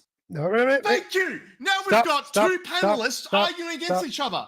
It's not a philosophical syllogistic position. That's not the point. JL Warren disagrees with you. He just said it is. No, I don't. I agree with TJump. TJump is articulating. Okay. All right, never mind. So TJump is articulating what I was trying to say perfectly. Thank you, TJump. Position is just synonymous with the things that you said previously. That's all it means here. It doesn't actually mean you're making a syllogism. No one gives a shit about that. My personal experience. Yes. So wait. My faith. I don't let that. No one cares. No one cares. That's not the point. He asked a question, said, based off your position, the bullshit you said, your personal experience, how do we, this was the question, this was the important part. The position part was completely fucking irrelevant to everything he said. What matters is how do we, from listening to your personal experience, differentiate what you said just being your imagination to actually being reality? That was the question. The position part was just an exposition to describe your previous statement. This exact question was asked to me about 20 minutes ago, and I already said you can't. You can't do that. Right. That's all he wanted. That's all JL was asking. That's literally the only thing he was asking. Well, he wasn't asking that. He was asking. No, Diogenes, stop. No, I said it. I definitely added more words to it. Diogenes. You certainly did. Diogenes, shut the fuck up, dude. I definitely said it more wordily than TJump just did. Okay. The reason I did that is trying. Calm down. You're a professional, apparently, so calm down. Get this fucker off the stage. I'm done with him. Get him off the stage. Get off the stage. I just moved him to the audience. I'm just going to do a quick recap here. We kind of went off topic here because we let this guest critique our panel. We want to be open, and that's why we entertained that. But I think we do need to put a time limit on it when people in the future bring critiques up. Yeah, I understand that the way I asked it was a bit wordier than Taco did or TJump did. I was trying to re-emphasize the initial major point and make sure that he got it because he didn't seem to get it the first time around. So I was trying to explain it in a way that it was absolutely understandable, that it is easily understandable. And I think he recognized that, and that's why he wanted to derail off. When it comes down to it, the point that I was trying to make is that the only justification he gave for anything that he believes in was because he feels it's real. And because he can only say, I feel it's real, so therefore it is for me, there is no reason for anyone else to believe this shit. So why is he on a stage where it says why is he on a stage for convincing people that this exists when he admits the only way he can do it is because he feels it? That's the point. And I would add one thing. I think it's, instead of trying to take the perspective of how it should convince other people, I don't even think that should convince him. I don't think trusting personal experience like that is rational for any human being. And so I don't think he should believe it. So instead of just asking, how should that convince us? Why does that convince him? Yeah, that was the reason why I wanted to expand on his personal experience, because 9 out of 10 times, if people are going to talk about it, it's usually open to more options than an experience with a god. And I think we at least he was honest about that, and I still think that was a good part of the conversation. Yeah, but it went on too long. It was about almost an hour, mostly going about critiquing. Next time we need to put a limit on it and stick to it as a group. So we're learning as we go here. Randolph, in all fairness, we had a Greek with a very strong Australian accent. That is something Hollywood has never picked up on. I think we need more of that, because that would improve. Don't follow Hollywood. I'll take your word for it. My favorite accent I've ever encountered was a dude from China with a Scottish accent that was on point. Was his name Fuck Bastard? If he could come on in future weeks, I would appreciate. He said he was a staunch atheist. He now is basically a lapsed Catholic or whatever. The question I wanted to ask is, did you become an atheist for skeptical reasons? Because you can be an atheist or a theist for bad reasons. I think most atheists on this panel are atheists because we are skeptics. And I wanted to just do a final 1-to-1, because if the Jedi wasn't enough for you, and Peter can back me up, I think this person's probably interacted with most of the panel here. I get a gentleman who is a young earth creationist, who's not an Abrahamic of any faith. He'll tell you that not only is evolution not real, but gnomes during the Vietnam War used to steal children's shoes, and the jackets of American soldiers. And my question would be like, how do you deny this person? They are basically saying, maybe not fairies, but they are telling you, biologically speaking, gnomes go out into the physical world. How do you tell this person that that's not imaginary? They probably went to a Waldorf school. That's why they believe in gnomes. I just need to correct something. Sorry, Amy. He did also add that after that he became Catholic with a small c. So I guess he's more kind of in Catholic as a sure. self-identifying and not really ritualistic. Is what I'm going to guess that means. That is what a lapsed Catholic means. A lapsed Catholic basically means that you're Catholic, but you only do the holidays, you use the label, but you've kind of fallen away from the... It's funny because no one says a lapsed Protestant, but for whatever reason, that is the term. Amy, can I invoke a guest you frequently talk to and describe that way of being a Catholic? Sabina. Okay. We have another. We have another guest with us here, Ausiel. If I'm mispronouncing your name, please do correct me. Welcome and thank you for joining us.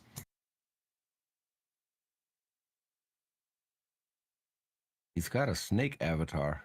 That's a really. Ausiel, you've been in queue a really long time. Try backing out of this and rejoining, and I'll pull you back up. Ah. You just kicked the guy with the snake off. Taco. Why? Hello. Hey, we can hear you now. Welcome. Thank you for joining us. And please correct me if I mispronounced your name. Ausiel, it doesn't matter. Ausiel, we'll go with the first one. Ausiel, thank you for joining us. What have you got for us today? So, I heard you guys talking. I didn't actually know this was to prove the beliefs. I came with the intention just to share the beliefs because I don't believe that my beliefs can be proven. They could be evidenced, but I don't actually think you guys will like the evidence. But I'd still like to share it. To clarify, the bar is to convince us. Now, proof will be an important part of it for many people, but convincing argument is what we're looking for. And so please feel free to present your ideas. Okay, so in the most succinct way possible, I sent Taco a text version of this, but I basically had a friend in high school that saw this entity at a crossroads. He described this entity essentially as appearing like a shadow figure. He was with another person. He saw this entity at his car side, and then the entity, didn't appear like he was material. He said that he had no face. He said that he had no hands. And then I met another person that didn't know the person I just described to you that claimed to have seen a similar entity. I haven't seen this entity, but I then started researching about this, right? One of the attributes that both of these people gave me was that this entity walks with a limp. And so Slenderman. You think it could be Slenderman? Could it be Slenderman? You could associate it with Slenderman.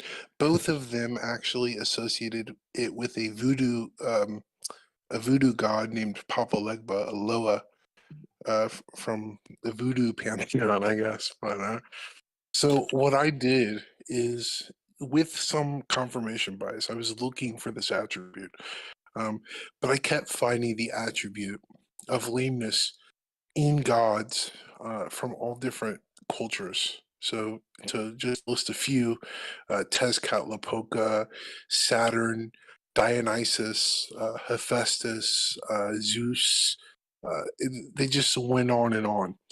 And so this kind of confirmed to me, at least, that this entity existed in some way. So there's an interesting thing has happened. You've noticed some coincidences. Some people have imagined the same things. Now there's a famous movie,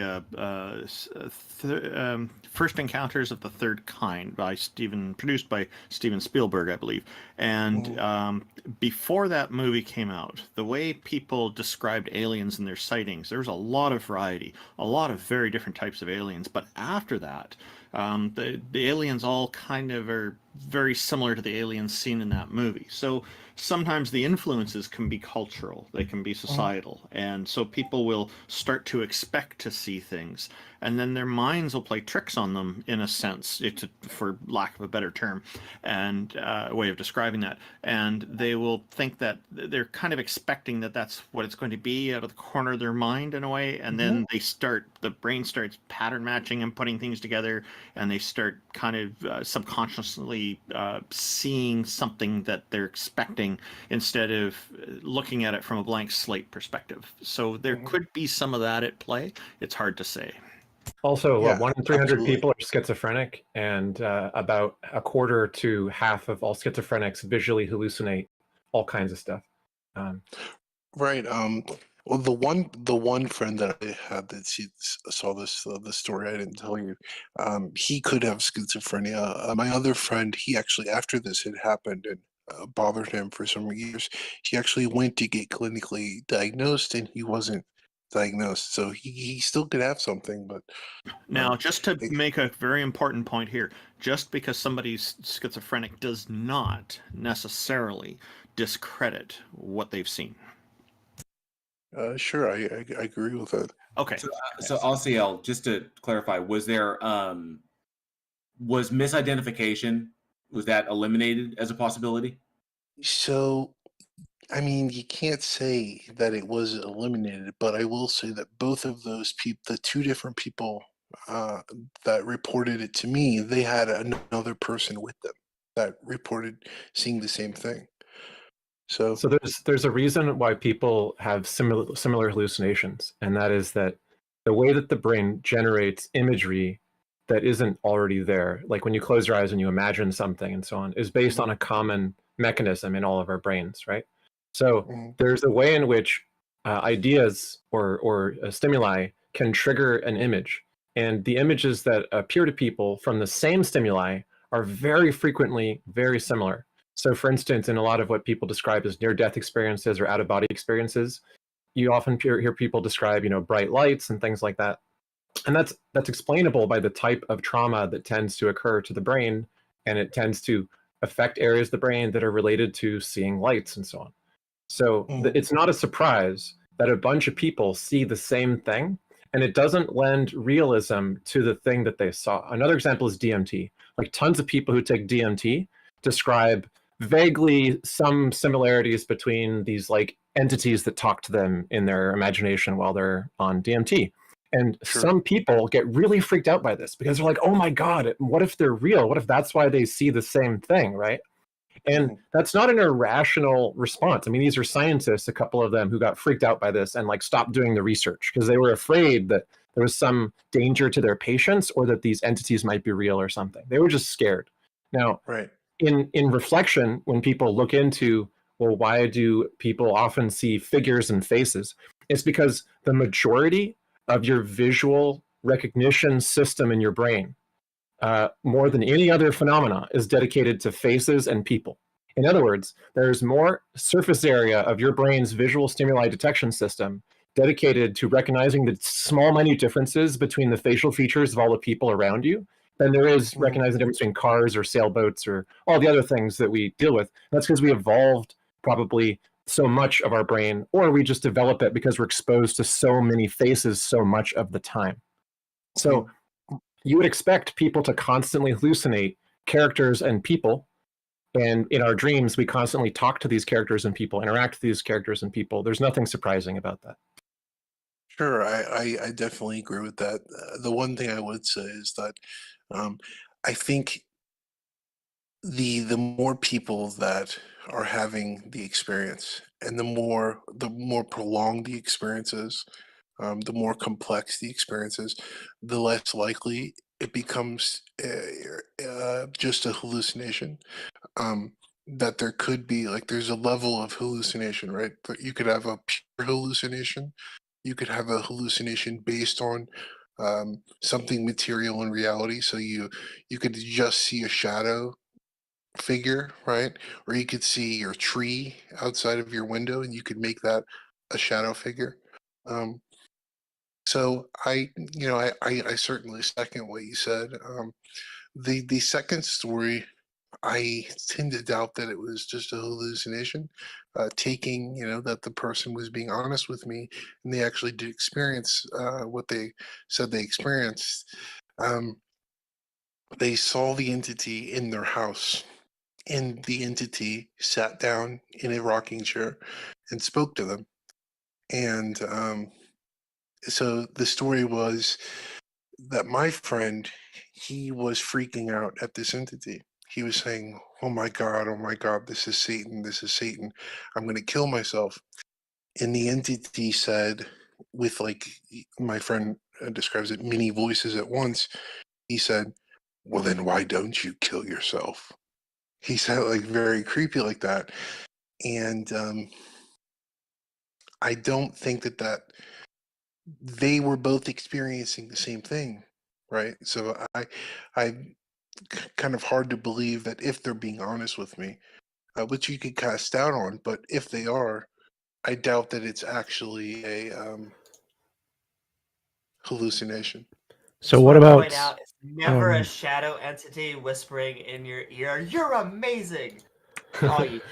Well, so that's actually a good point. So if I show you a picture of have you seen optical illusions on Google? Like there's this one with a Rubik's Cube, and it has two orange squares in the middle, and one of the orange squares looks way darker than the other orange square. Have you seen those kinds of optical illusions? I think I've seen optical illusions before. I don't know if I've seen that one particularly. But... Right. So I show these optical illusions to lots of people, and they all report seeing the exact same thing. Is that evidence that the optical illusion is real, or is it just a similar failed pattern produced by lots of different brains? Mm-hmm. And so in the case of, say, seeing a demon or something, as Randolph mentioned, those patterns that we see where we attribute that to being like aliens or similar in some sense is more likely because we have similar ideas of certain cultural patterns than it actually being a demon. For example, if there's these things called bereavement delusions. Bereavement delusions are where you see a dead loved one or someone who is important to you. You can see them, taste them, touch them, have them do stuff, whatever. And kids will have these visions of Santa Claus, big guy, red suit, white beard, and they all report the same thing. Is that evidence that Santa Claus is real because the children all have similar experiences of Santa Claus? Right. I definitely agree. There are all sorts of projections people put upon optical illusions. I agree with you. Well, so wouldn't that also apply to the stories of the people who you described? That it could also be the similar kind of thing, a common phenomenon produced by brains like that. So it's a bit interesting, right? Because the first one could be, right, and that's the one that I have like an actual written account of. They're in their car. They see this man that looks homeless, and as he comes closer, he appears like some chthonic deity, right? The second one, I don't really think that could be the case because it's this prolonged experience with a lot of things happening at once, voices, conversation, back and forth. They're looking at this entity. Well, so like the other thing is that a person hallucinating may also speak when under the power of a hallucination. So other people hearing the voice that they heard in their head is more than likely them doing it. I've actually had personal experience with people who thought they were like seeing a ghost and heard the ghost speak, and they were the one who was speaking. I mean, I heard them speak in their voice, but in their brain, they were listening to a ghost speak, right? But it was because they were freaked out. They had just woken up from a dream that they had night terrors in the past, or they had a history with this type of hallucination, and they remember it as the voice was speaking. Didn't you hear it? And I said, yeah, you were speaking. I saw your lips moving, dude. Like this is not an uncommon phenomena. Well, like in the instance of that, you obviously have one person to validate that it wasn't actually a ghost. In the instance that I'm describing, both of the people involved in each of the encounters believed that it was some sort of chthonic entity. Right. So we don't rely on their testimony, I don't think, because the kind of phenomena they've described is one of the most common types of hallucinations, like the shadow entity thing. I mean, I've literally had about 4 or 5 conversations on Discord who said, yeah, the reason I believe in the supernatural ghosts is because I saw shadow beings or whatever. And some of them have said, yeah, and I heard them speak and stuff like that. These are like such common delusions that they're not even remarkable. Like no one would investigate this claim. It would just be added to another example of the 550th instance of this exact type of phenomena, right? And it's not evidence that it's real. It's evidence that people just have similar delusions. I mean, do you think that they're like in the instance of the second encounter, right? Let's just grant that they're being honest, like the encounter actually happened the way that they, or if it didn't happen the way they perceive it to happen, at least they're reporting what they think it happened, right? Yeah, I'm not saying they're lying. I think, like my friend, because like my friend is someone who I highly respect. You know, like the person I'm describing was not an untrustworthy person, but they were in a state of having just woken up. And I don't know if you're familiar with what people call sleep paralysis and night terrors and all that kind of stuff. But it's basically a state where dreaming and reality are mixed up. Okay, and people who hallucinate get into a state like that while they're standing up in the middle of the day. Right? It's like nodding off in your sleep, but while you're standing up or sitting or whatever. So it's very possible that one of those people, I'm not a psychologist or doctor, but this is my hypothesis. One of those people is mentally ill, or at least was having an episode, and the other person heard them speaking. That's usually how it works. So the first story, I met both of the people in that one encounter, the Crossroads encounter, let's say. They both confirmed that it was supernatural, right? The second instance, I did not. They do. I just want to kind of like push back on that. So when you say these people have this testimony and they saw it, okay, how did they test it? Because if I see a supernatural being, I'm going to push the envelope of its seemed properties to see if they are what they appear, right? So for instance, did they do anything skeptical whatsoever? If someone doesn't mention even a single attempt at a skeptical investigation of what they think is a supernatural claim, it's almost always, I think, evidence that they are likely to have just been dreaming. Because in our dreams, we're not very skeptical. We're just like, oh, it's a unicorn. Wow, that's interesting. Something? Well, yeah. I don't. Oh, sorry. Go ahead. I'll be real quick. So I get lied to like probably like 40 times a day. Yeah. So I'm sorry.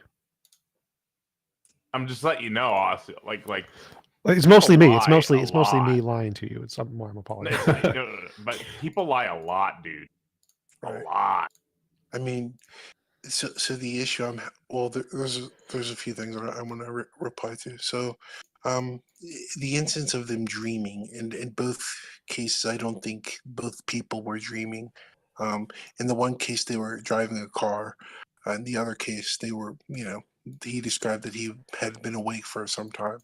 I didn't say they were dreaming. I said that people hallucinate and they see things as though they were dreaming that are mixed with reality and they can't distinguish. And it's usually very brief. Right. Like, I think that's what an epiphany is. Like, it's actually a vision that you have. It's something different. Can we just grant everything you've said? Let's say you actually have like 30 people who all have the same experience and think it's a ghost or a spirit or whatever.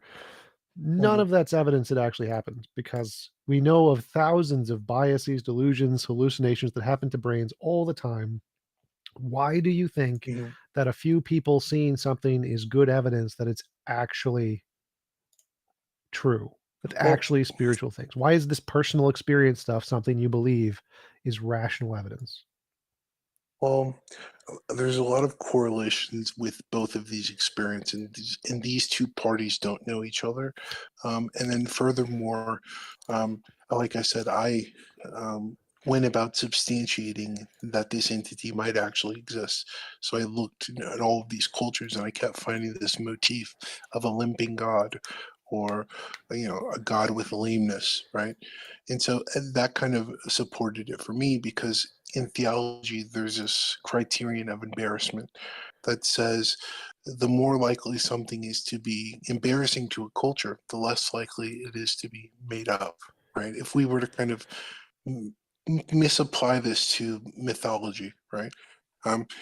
We would expect that there'd be some lame gods in some cultures, like Hephaestus, right? Well, so just to jump in real quick, like Yeah, sure. the criterion of embarrassment is not used like at all by anybody. It's mostly used by apologists. You can find in a video from Inspiring Philosophy talking about like two other usages that are not really very important, but it's not a real criterion. But that doesn't make a difference. So I don't care about any of that. Let's just grant all of that. Let's say that there are people who have experiences, and these experiences correspond to other cultures. I don't see why any of this matters at all. Like, why? How is this evidence that it wasn't made up by people's brains? Well, I think that the evidence correlates with each other. Like all of the evidence correlates, Sure, and let's then say it that does. substantiates the idea for me. Wait, right? wait. So that's the part I'm missing here. Why does the fact that people have similar made up stories show it's true? Like, people have made up stories of gods. That doesn't show God is Well, true. It just shows that people's brains make up the same kinds of stories. like even in the question, you have a premise that it's made up, that it's like fabricated, right? Because we have examples that are documented where that is the case to draw from as a basis of experience in this type of speculation. Yeah.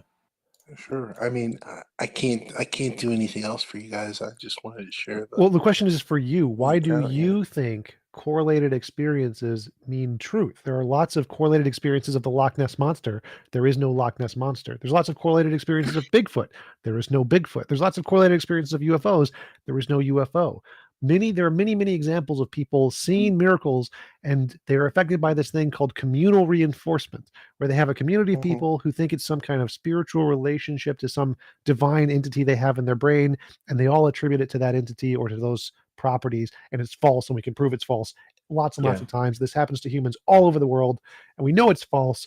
Why do you think that this communal reinforcement and bereavement delusion aren't a better explanation of the phenomenon you described? Because we know they're extremely common. We've proven they exist. There's thousands of examples of them affecting hundreds to thousands of people simultaneously. Why is that not a better explanation than actually demons?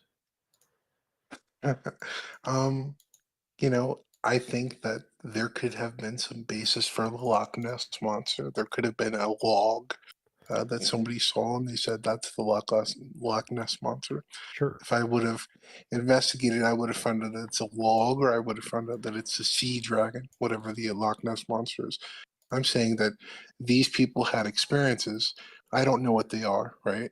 But they seem to all believe that it's this what they think it is, and that's why I believe their testimony.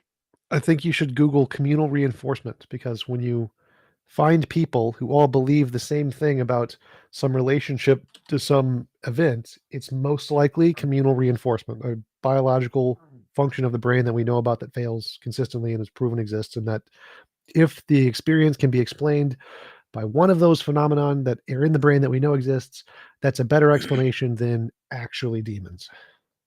Okay. I'm gonna, if I could, I'm gonna put a what the person wrote for me in the text here, and anyone can read it if they want to. Sure. Thank you. You're welcome, guys. Thank you very much thank you very much for joining us. Really appreciate the conversation. For just sure. want to make a Repent or final perish. statement. Thank you, Mr. Batman. But yeah, shadow creatures, if they were real, once again, not to go back to things like Rosary, but anything affecting in the physical world should be able to have physical, material, natural explanations that we can test. And so if this shadow creature is coming back and forth, all we need to do is get this person in a lab, and we can put that to rest. Is my volume still low now? You're good. That's man. good. No, you're good, Xerxes. Welcome, Xerxes and Jack. Good to see y'all. We've got a few more people in queue right now, and if you're listening and you want to come chat with us, please raise your hand. Fleur is up next. I have not gotten a DM from them or anything yet, but Fleur, I invited you up. What's going on? Fleur, welcome. Thank you for joining us.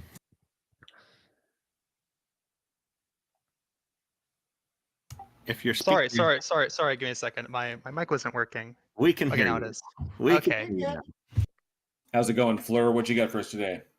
Okay, so I have an argument for panentheism, but I would have to give some caveats first. It would require that you accept idealism to be true. Do you have a different argument than that? So what you can do, because that may or may not be the case with various panel wait. members. So I just You're want better off to. to just put it in as a condition in your argument and just say, if this is accepted as true, then dot dot dot dot dot. Wait, could you say that again? So you have an argument for panentheism, and we need to accept idealism. Yeah, you need to accept idealism. Panentheism is like the universe is inside of God, right? Mm-hmm. And so if mind is the only thing, then presumably there wouldn't be an independent universe, right? Because that usually entails that there's dualism. Idealism isn't mind is the only thing. That's exactly what idealism is. No, that would be subjective idealism. I'm an absolute idealist. So everything is mental, right? Well, if you're absolute that everything is literally dependent on the activity of a mind. So absolute idealism would be Hegelianism. I say that everything is within some type of dialectical tensions within one another, and these are within the absolute idea, which is going to be within the forms of an absolute logic. Are you a monist? Monist thinks there's one substance. There's only one substance. Yes, I'm a monist. And that substance is consciousness. No, not consciousness. Idea. Okay, some form of mental something or another. Yeah, right. Some type of mental substance. And the universe is inside of that. Mm-hmm. It's inside of the absolute idea. Okay. Are you getting this from Schelling? Your absolute idealism belief? Yeah, Schelling and Hegel. Okay. Okay, Hegel didn't write this. Schelling did. That was my only question. You can go ahead. Okay, I can go ahead? Yep. Okay, so basically premise one of the argument is that all sublations are going to be dialectically necessary. What's a sublation? The sum total of, what's a sublation? Yeah, what's it's a sublation? It's going to be the function of absolute negation, which is going to be the negation of negation. Doesn't make sense. Okay, what are you talking about? So the negation. Do you mean do you mean a sublimation? No, sublation. The term in German is Aufheben. Okay, so sublation in like philosophy is like a flotation method. I don't know what specifically. No, sublation. So the term is Aufheben. So it means to cancel, to preserve, and to uplift. Yeah. So basically, all sublations are dialectically necessary. Okay? Wait, can you give me an example of a sublation? Like, I can give you an example. Yeah. I can give you an example. Yeah. Okay, so let's say we have red. Yeah. Right. And we have blue. And then I combine red and blue together, and I get like purple. Sure. Right. Yep. Both red and blue, right, are canceled. They are preserved within the concept of purple, and then they are uplifted to a higher concept of, well, purple. I can give another example, which is the example Hegel gives in the introduction. So just clarify. Like, so if I take a red sheet, put it in front of a light, I see red. I take a blue sheet, I put it in front of the red sheet. The waves of light combine to hit my eye. They're still red and blue wavelengths, but my brain then interprets that as purple. Yeah. And you're saying that the superior color. And so you're saying that that's this combination of light in my brain is an Aufheben. Yeah, it's a Aufheben. Yeah. And this requires what? This requires what? The Aufheben? The first premise, it says in order to have yes sublation, you need what? No, the first premise was that all sublations are dialectically necessary. What does that mean? Dialectic. Yeah, that was the part I was asking. So what do you mean by dialectically necessary? So what I mean by dialectically necessary is that they must exist at least within the abstract, within the absolute idea.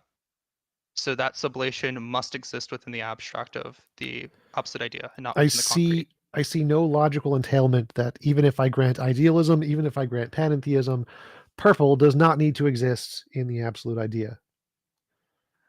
Well, the reason why purple would have to exist within the absolute idea is because at least the abstract by which colors mix, so we would say that the sensibility of purple would have to exist in the abstract in order for us to have a comprehension of some type of eidetic universal of colors.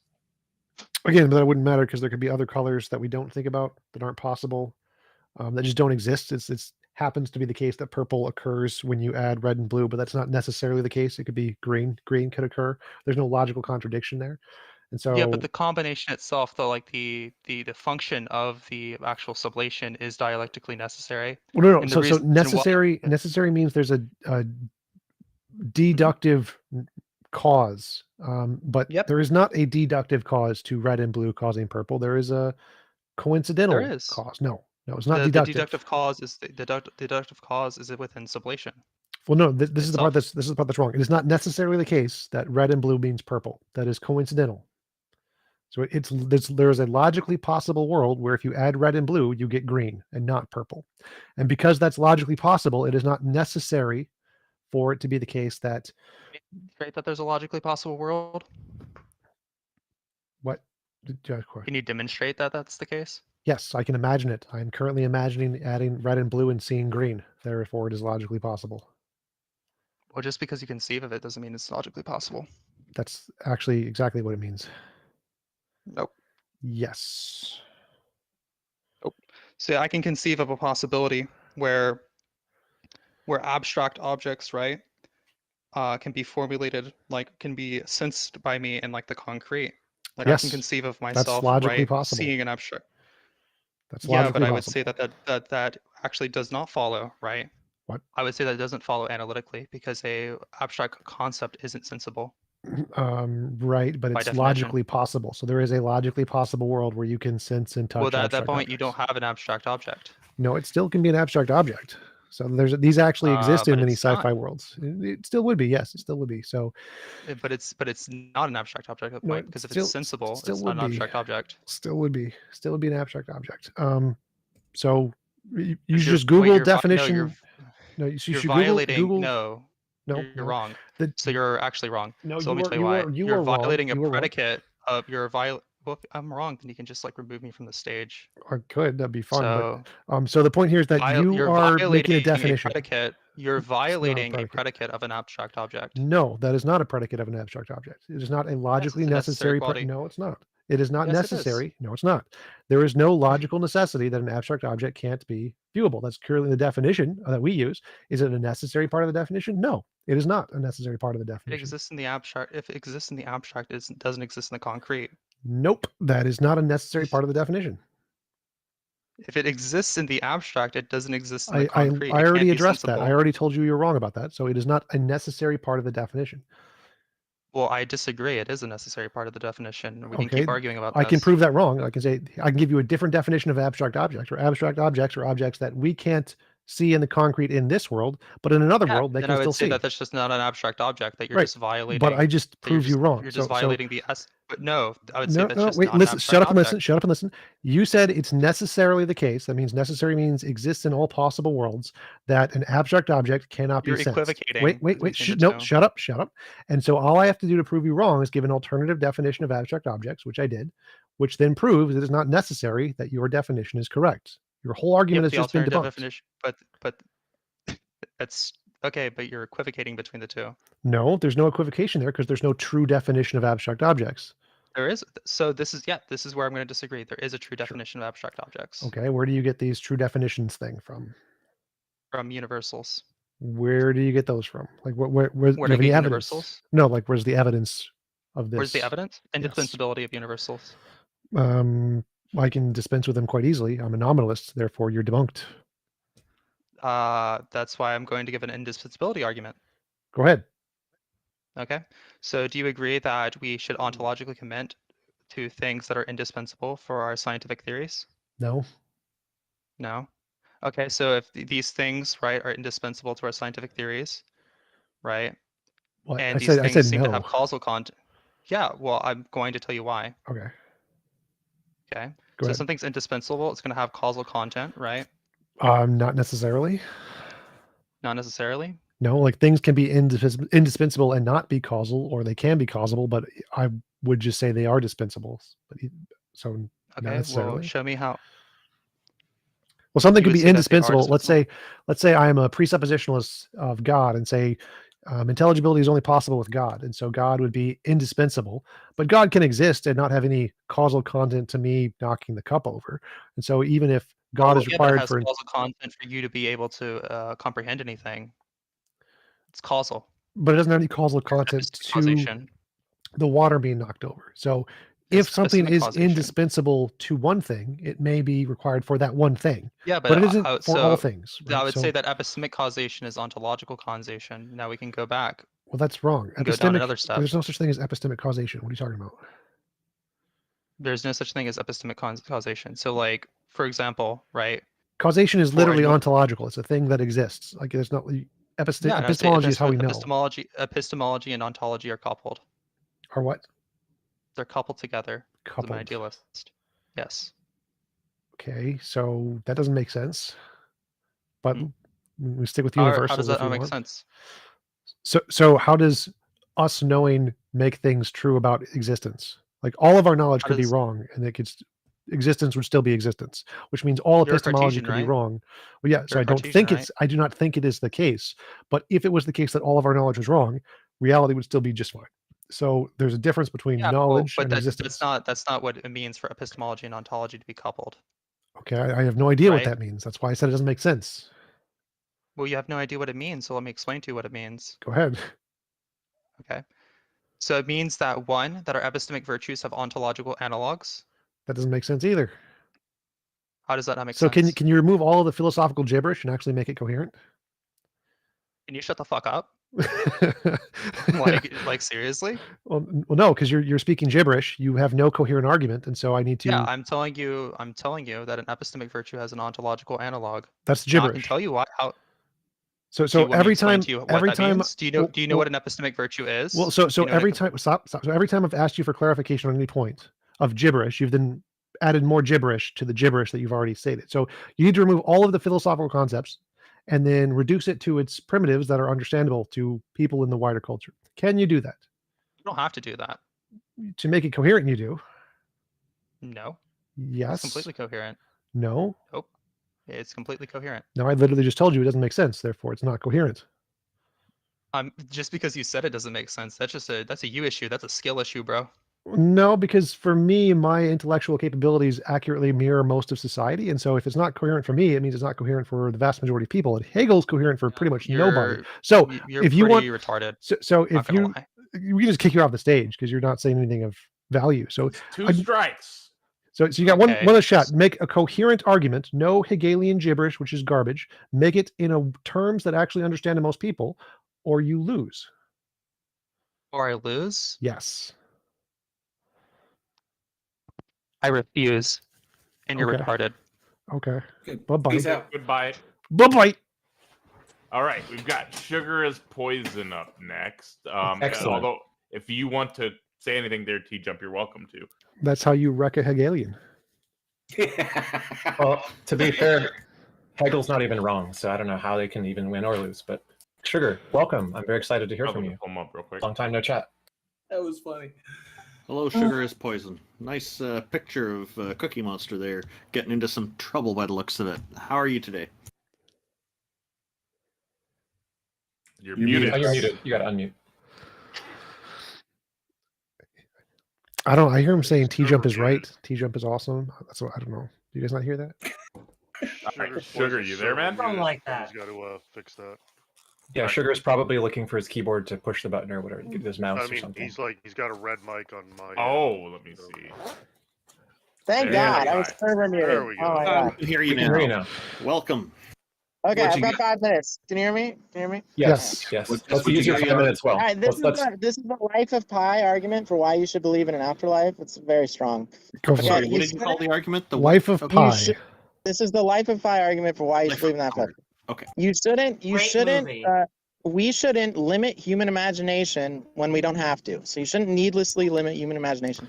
So unless human imagination is causing harm or is objectively contradicting truth, you should always lean to be pro-human imagination. So in regards to the afterlife, I don't know why you guys are needlessly limiting your imagination so drastically, and you shouldn't be. We are not limiting imagination. We are limiting the correlation. You 100% are. One sec. Let me finish the argument. Wrong. Let me finish the argument. So we are not limiting imagination. We are limiting the correlation between imagination and reality. So I can grant you can imagine all. Wait, not done yet. Not done yet. So you can imagine anything you want that's logically possible. But the question is does that thing you're imagining correspond to reality? And that's the part that but needs there is no justification. objective reality. There is no objective truth or reality with the afterlife. It could be anything. You grant that. No, there is an objective truth. You literally just made my arguments for myself. Yes. No, there is no objective reality. Sugar. Do you have any evidence for that? What that it could be true or not that there's an afterlife? 100%. You guys all think that there's objective proof there's no afterlife? Oh my God! So objective what can be truth stated without evidence can be disregarded without evidence. Dismissed. Bro, answer the question. What? Do you guys grant that there is no objective proof there's no afterlife? It could be anything. Yes. Either no way. proof. Yeah. Right. Okay. Yeah. Thank you for granting the obvious. Great. Okay. So do you have any evidence? In that instance, No. If you don't have any evidence, wait. I wasn't done yet. So that's called a burden of proof fallacy. You need to provide positive evidence for your claim, and if you can't, it's rational to reject the claim, as Amy said. Sorry, I have a call. Listen to me. Okay. Do you think someone is limited in their imagination? You tell them that when they die, it's just blackness, or someone who you tell anything is possible?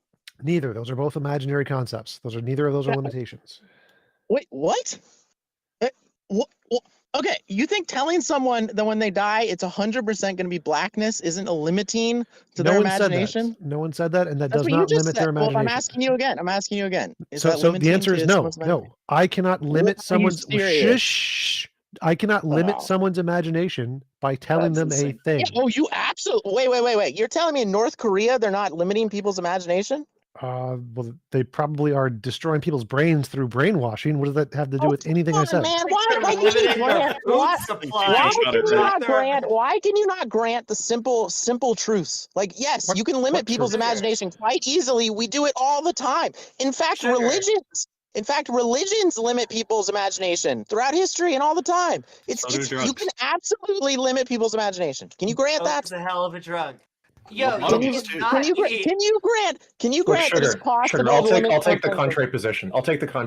Okay, so I will grant that you can limit people's imaginations in all the ways you described, and I do not accept your premise one, which is that it is bad to limit people's imaginations, because I can provide numerous counterexamples of examples where people's imaginations are highly dangerous, irresponsible, or reckless, or mistaken, and commit other people who they're perpetuating those imaginations towards to be similarly misled and harmed. So it's very simple to refute your argument. The life of pi argument is bad because some kinds of imagination are dangerous and should be limited. So what's your argument? That's why there's the premise that it can't cause harm and it can't be objectively false. Now, so you're on the right track, though. Thank you for granting. Whoa!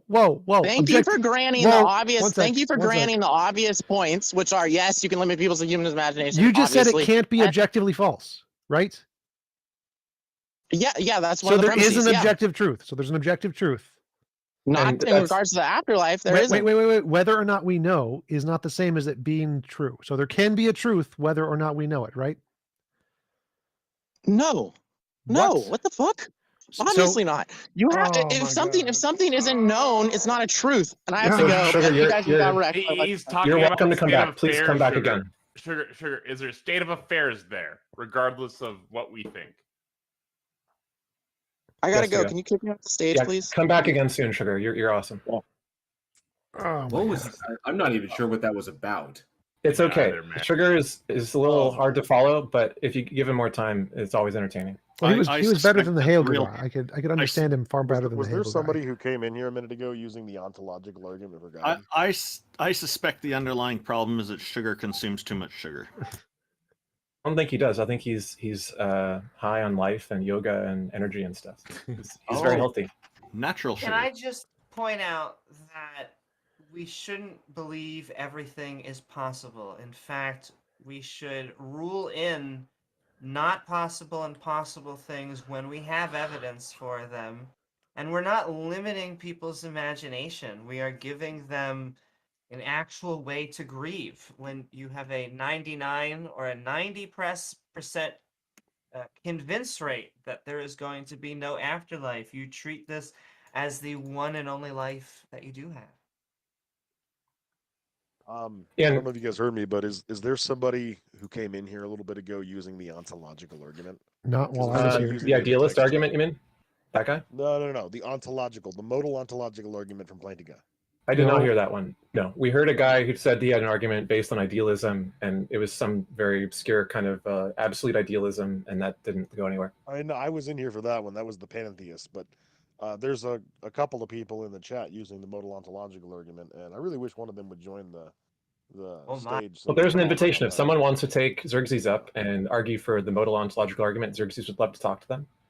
I also wanted to say that it's too bad Sugar had to go, but the thing that his definition seems to lack is the idea that something can just be like inferentially probably bad to be sufficient to be discourageable, right? Like if I have a Nigerian prince who wants me to send him $10,000, you don't have to like prove absolutely that it is not a Nigerian prince to discourage someone from sending those people money. And this idea that you have to know absolutely to say one way or the other about a theological sort of unfalsifiable claim is just as silly as saying you can't discourage people from like falling for scams or something. Also, North Koreans are not missing imagination. They are missing food, electricity, and freedom, just to name a few. Hey, Kyrix, welcome and thank you for joining us. Please correct me if I'm pronouncing your name incorrectly. What have you got for us today? Oh, real quick, just so everybody in the audience knows, we are absolutely still taking people in queue, so feel free to raise your hand if you'd like to come chat with us, if you have a good argument, something like that. We'll be here for about another hour or so, so if you'd like to come chat with us, just raise your hand. Sorry for interrupting you, Kyrie. It's okay. Well, I guess I came here just to, say my opinion on God and spirituality and my argument for it. Go for it. We can only see 0.005% of all of the light spectrum, correct? Sure. So if that's the case, that means we can't see the other percentage. And I remember there was a guy, if I'm not mistaken, his name was Octius something. He was up here presenting his argument like for these shadow entities or whatever. And I remember that had me thinking, well, we can't see a lot of these things probably because they're on another plane of existence. And I remember the CIA had posted these documents. If I'm not mistaken, it's called the Gateway Process. And the documents were talking about astral projection. They were talking about, You're talking about Project Stargate. That was us, by the way, that was Seal who was on there earlier talking about the shadow entities, yes. And just to clarify, are you making reference to the Montauk Project? No, Project Stargate. It's on CIA.com/reading room. I recall Project Stargate, and this also slides into kind of like MK Ultra, but also I'm kind of curious because CIA.gov. I'm sorry, /reading room. But Kyrix, are you also kind of like referring to the Montauk Project? Yes, I'm referring to the Montauk Project. Okay. Stargate. You know the Montauk Project was the Montauk Project itself. That was based on a fictional book, correct? So Project Stargate, though, is a legit program that the U.S. did for like 30 years, something like that. And so I read most of that from the initial briefing where they revealed the intel showing that the Soviets had done astral projection all the way till the end where the U.S. discontinued the program. So feel free to talk about that because I'm very familiar with it. Yeah, but as far as like Project Montauk goes, so Montauk Air Force Base, which is over off of New York. So I'm very familiar with it and familiar with its history and how it was started up post World War II. And so, but there was a series of books that were put out, the Montauk Project series, which are books which are fiction, and they're based on that Air Force. They're based on that Air Force installation. and the connecting area of Plum Island, animal disease research. So I'm familiar with both of those and the history behind them and the authors who wrote the books based on the Montauk Project. So the Montauk Project in and of itself is just a fictional book series that was based on just the existence of this Air Force installation system that was created or that was established around World War II. Now, and of course, the establishment of the Plum Island research facility in the 60s. Now, the idea was that, but everything that was Stargate's legit, though. Stargate is legit. Stargate was a legit project, man. but he mentioned the Montauk Project, and let's just talk about Stargate because that's a real thing. That the government he didn't mention Stargate. He didn't mention Stargate. He mentioned the Gateway. Montauk. No, he said Gateway. I mentioned both. Yeah. So, but I'm telling you that anything off the Montauk Project is completely fictional. Just to give you the heads up. Montauk and Stargate together, and he said yes. I don't think he knew what Montauk was. He said Gateway. I know what Montauk is. I know what that is. Yeah. Why don't you just tell us your theory? Continue. So I know that and when they talk about Project Stargate, they mention astral projecting, they mention, remote viewing, and they would test out, different psionic abilities, for research and to spy on Russians, et cetera, et cetera. So my point is, I believe that there could more than likely be a spirit realm or some sort of plane that overlaps this one that we can't see, which could explain why a lot of these shadow beings are unable to be studied because we can't, physically see or interact with them, but they still exist all around us. I have a quick question about it. So what was the content that these people doing the astral projection received from that astral projection and provided to the interviewers? What content was provided? When you say content, what do you mean by that? What information did they discover which demonstrated that they had actually done it? Well, many of them describe, like whenever they would remote view, they described like a sensation that felt like a disconnect from their body. And that's not what he's asking. He's asking what information did they bring back from their remote viewing or astral projection that they couldn't have just imagined? That's a good question. That is actually information that I'm still trying to find. I'm gonna pull up. Well, if you read the CIA reading room files, you'll understand that it was vague and unusable content, and that's why the program was canceled. It doesn't work, in other words. It's a hoax. And the CIA thought it might be real because the Russians might be doing it. And so if the Russians are doing it... We sent a spy over to Russia, and Russia knew they were a spy, and they gave them fake information saying that they were investing money into this. And then we ran that program for like 30 years. Yeah, that's the funniest part. Oh, wow. So it's a hoax that was perpetrated on us as a joke because they're like, oh yeah, this is super real information. Why don't you try it? For like 30 years, we spent millions of every single internal document that was in the CIA reading room. That's it wasn't like them analyzing like what's going on here. It wasn't a total waste, though. Every single one recommended they shut the program down for like 30 years. Right, but we did get one or two things out of it. Like we got the X-Files, we got Stranger Things, we got a lot of really good conspiracy theory sci-fi shows because of that project. Yeah. But then I guess my next question would have to be, well, then how do we explain UFOs, cryptozoology, and all of these other things? Because I know that this stuff has been cited for, decades, if not centuries. How do we explain astral projection?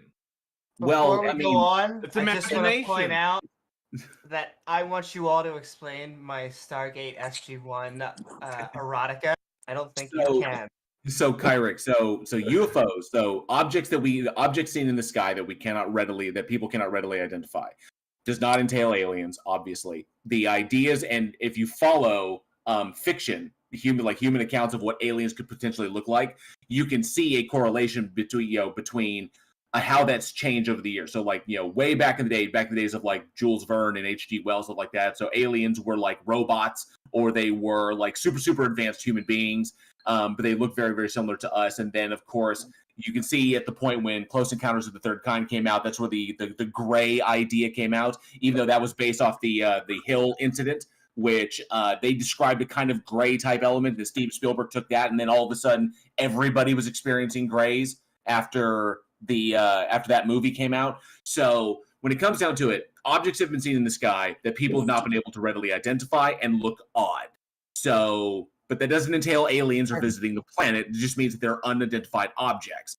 Now, when it comes to can I chime in, because I've had an alien experience.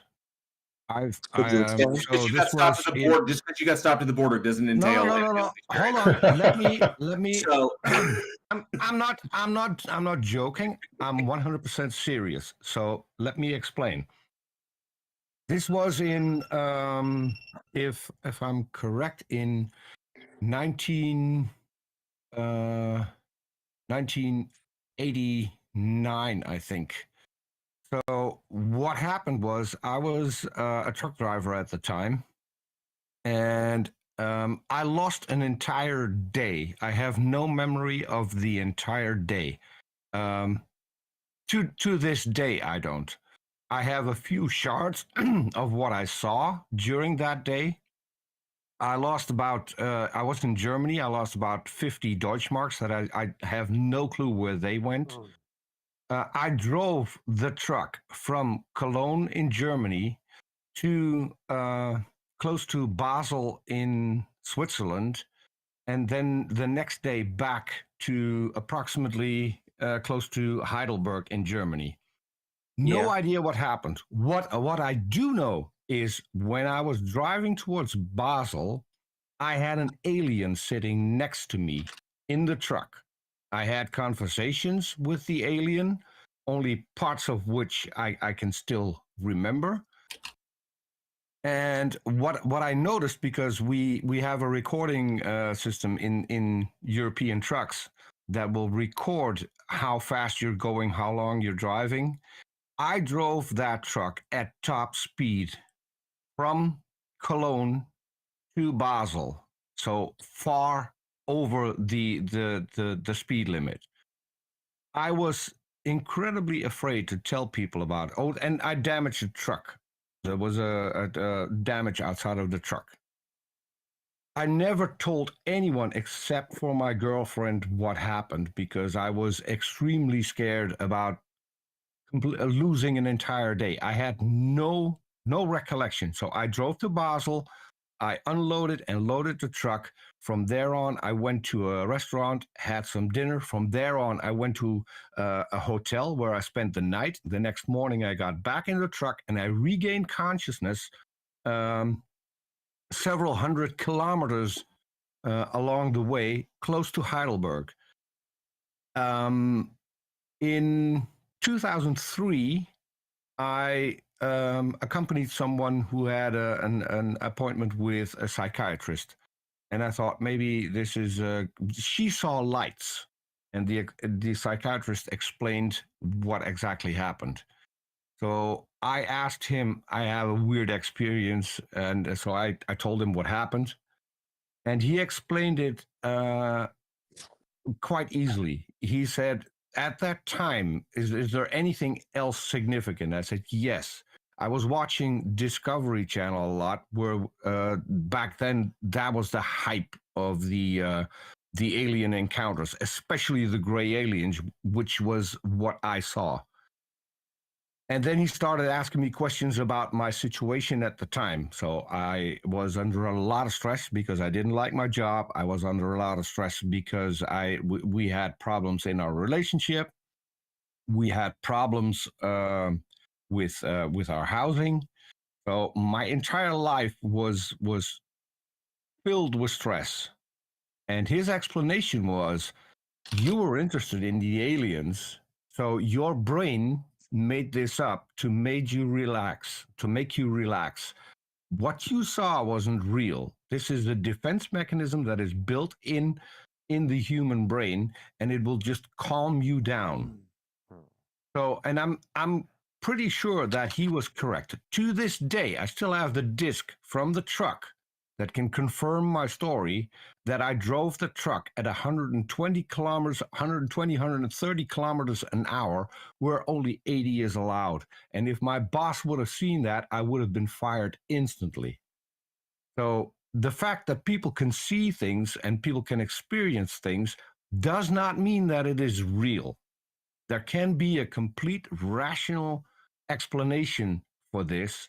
And in my case, the thing that the psychiatrist came up with is very, very plausible. And I tend to believe that. I was into aliens. That was what I experienced. And it did calm me down. And the reason that I regained consciousness close to Heidelberg is because that is my second hometown. That's where I went on vacation every year. I have a lot of friends there. So that is where my mind pulled me back, so to speak, into reality.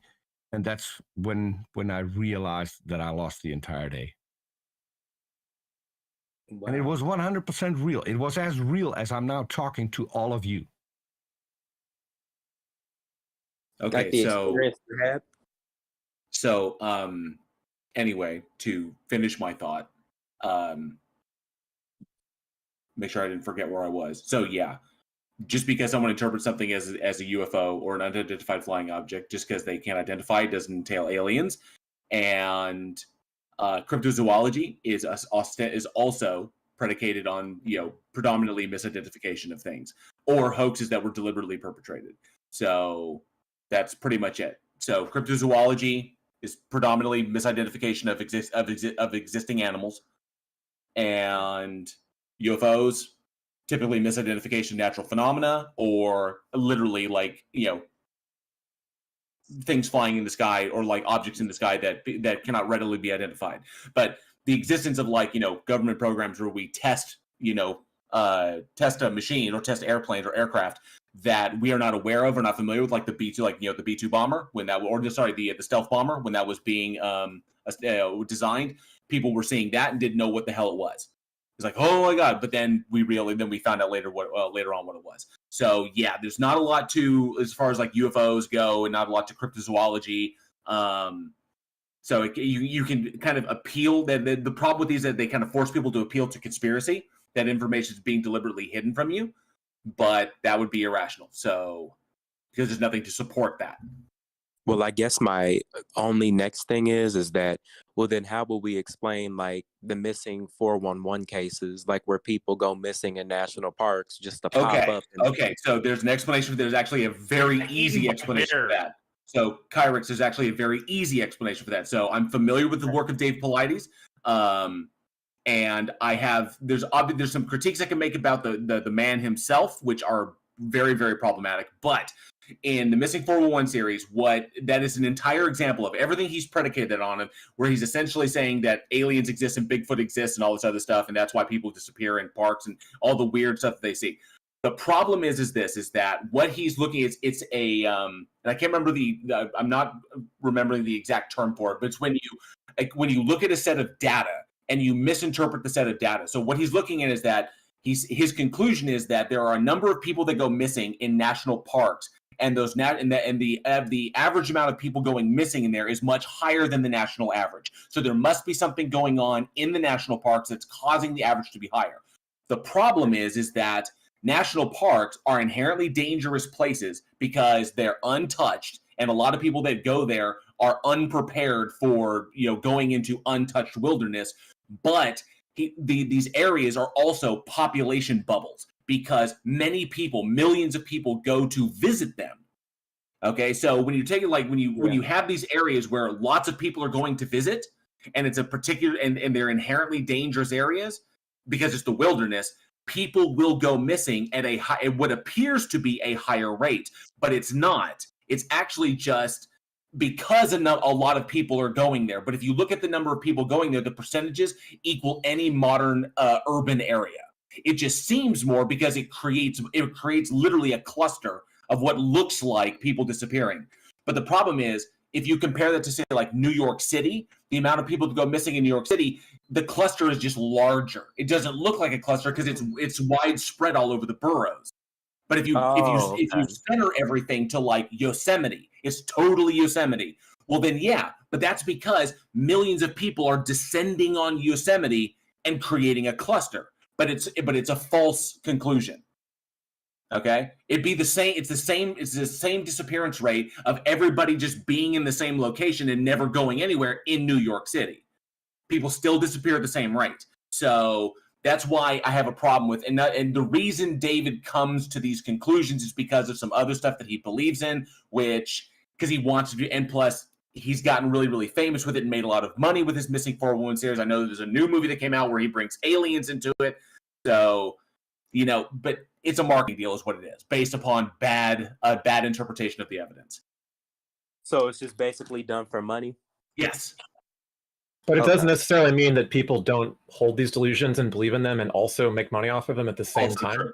So if you look into the psychological phenomena behind this, there's a lot of common what are called true believers, where a single person will tend to believe in like a far disproportionate number of conspiracy theories, like supernatural beliefs, etc. And if one is debunked, they don't stop believing in the whole category of things and become more skeptical as a whole. They just switch beliefs. They go, oh, it wasn't the aliens, it was the Rosicrucians, right? So there is kind of like a habit people get into. I'm not going to say it's necessarily a mental illness, but it's kind of like an addiction phenomenon, where people get addicted to conspiracy ideas and they just go from one to the next. And lastly, you should go to at least Rational Wiki, if not Wikipedia and others, and look at like the criticism or reception sections for any book or source that you get that claims this kind of stuff. Because what you'll find is that like almost every supernatural thing people bring up on this show or in your own conversations, they probably haven't done that. And you can, within like one Google search, find like 3 or more reasons to debunk what they're saying, and they haven't even looked at it. Because they're not in the habit of wanting to look at it, because they don't want to be debunked. They want to believe because they get hooked into true believer syndrome. Yeah, we see that a lot with flat earthers in particular. Yeah, understandable. Are there any, do you guys believe that there's like any supernatural things that can't be explained? I don't. I think that typically when we encounter something that we don't have an explanation for, it seems to be that the path to figuring it out is always in the scientific realm and not in the spiritual or religious realm. Understandable. What does supernatural even mean, though? Like, if aliens exist, they're natural. Yeah, he said, I think paranormal as well, right? Or no, he said supernatural. Yeah, so this is a good question. So, Karix, one of the reasons that you brought them up was connected to the original question of, do you believe in a god or the supernatural, spiritual creator of some type? And you mentioned this stuff, presumably, and the UFO stuff, because you were implying that spirits could be the explanation, that instead of it being aliens, the visibility of weird things in the sky could be spirits doing it, and that would be evidence for God or spiritual beings, is what I inferred you were trying to say. Is that what you were trying to say? Yes, sort of. Yeah, basically. Okay. I was just trying to imply that there could be a spiritual realm that overlaps ours, and that could explain why we can't. That's how you started. See a lot of this stuff. Yeah, you started by just saying, what if there are things in other dimensions or places we can't see? You started with the visible light analogy, which is a great starting point. So the question I have for you after everything we've talked about is, do you currently believe in a all-powerful creator being like God or not? Yes, I do. Okay. And has anything that we've talked about affected your belief or made you more skeptical or more interested in looking into the plausibility of that? Or do you believe for other reasons totally unrelated to this? A little bit of both. I still believe, but I am also going to do more research behind a lot of this stuff, so then that way I could better understand it, if that makes sense. Totally, yeah. Yeah. Did you want to talk about any of the other reasons, or are you done? The other reasons why, why you believe in God, yeah. Well, that's because I've had like a lot of, personal experiences. Like I remember my great aunt, she had got into a car accident, and she claims that she had went out of her body, like she had an out of body experience, and remember, just heading up towards this huge ball of light. But then after the doctors were able to resuscitate her. She went back into her body. Yeah, did you hear us talking about that kind of stuff earlier? Because when we were talking to a person about shadow beings, and we mentioned the fact that the repeated similarity between people in similar physical situations, like car crashes, and similar trauma to their head, or just fear and the chemicals that are released in the brain in intense fear, like the situation that was very stressful that Peter was describing. People under similar duress have similar reactions in their brain that seem to trigger similar hallucinations. Like when you say reactions, do you mean like the release of chemicals? Like if I electrocute a part of your brain, you will feel like you were talking to God. If I turn the electric signal off, you will no longer feel that way. So does that mean that we have discovered the thing that God uses? Or does that mean that the feeling that people have when they think they're talking to God is probably because part of your brain can make you feel that way? Well, to me, you're correct, X. That's how it was explained to me as well. Well, to me, I think about it like this.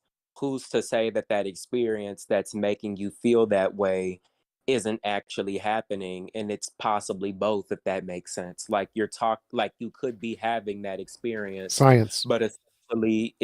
But essentially your brain is allowing it to also be possible. So like a mix of both, if that makes sense. Yeah, that's why I asked the question that way. So like science shows that there's tens of thousands of illusions, delusions, fallacies, biases, misconceptions. Our human brain makes up a bunch of things which are false all of the time. And so we have good reason to believe any particular experience we have that doesn't conform to all of the stuff that we have evidence for is one of those false things that we just made up in our brains. So like, because we know humans have lots of delusions and illusions and biases and fallacies that are just false, anything you see, you should probably assume it's in that category until you have some stronger evidence to show it's real. I understand. Kyrix, are you at all familiar with the Karen helmet or the Persinger's helmet? I'm not familiar with that. What is it?